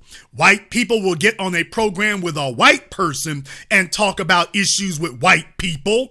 Let me go ahead and throw this up one more time up on here. White people will get on a program with other white people and talk about issues with white people, but they're not going to let you and me sit here and be the ringmaster. Okay, let's talk about how messed up white folks are. They're not going to let you do that. Let's talk about how slutty white women, we ain't gonna do that. Let's talk about illegitimate kids, white women, ain't gonna do that. Let's talk about white women chasing black men, oh damn sure ain't gonna do that. Your red pill community has never come to the defense of Bill Cosby, Michael Irvin. They've never come to their defense.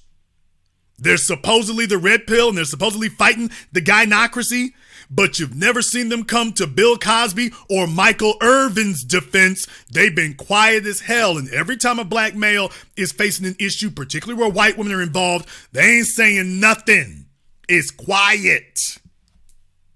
It gets real quiet. But number one, that's just one big coincidence, right? Number two, Jason's hating on something. We can't figure out what it is, but hating on something, right?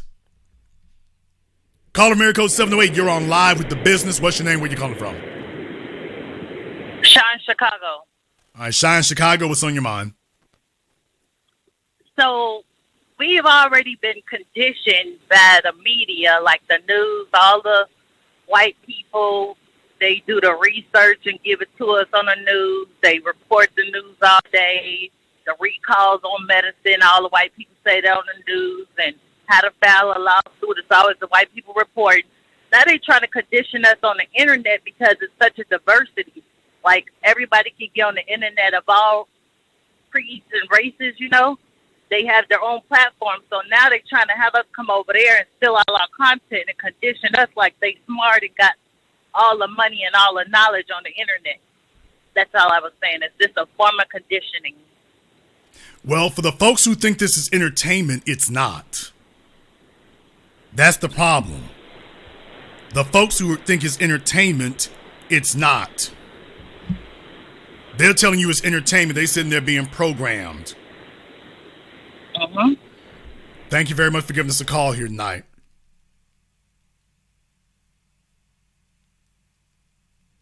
Understand something here, folks. That's not entertainment. You're feeding this into your mind. You're mainlining it.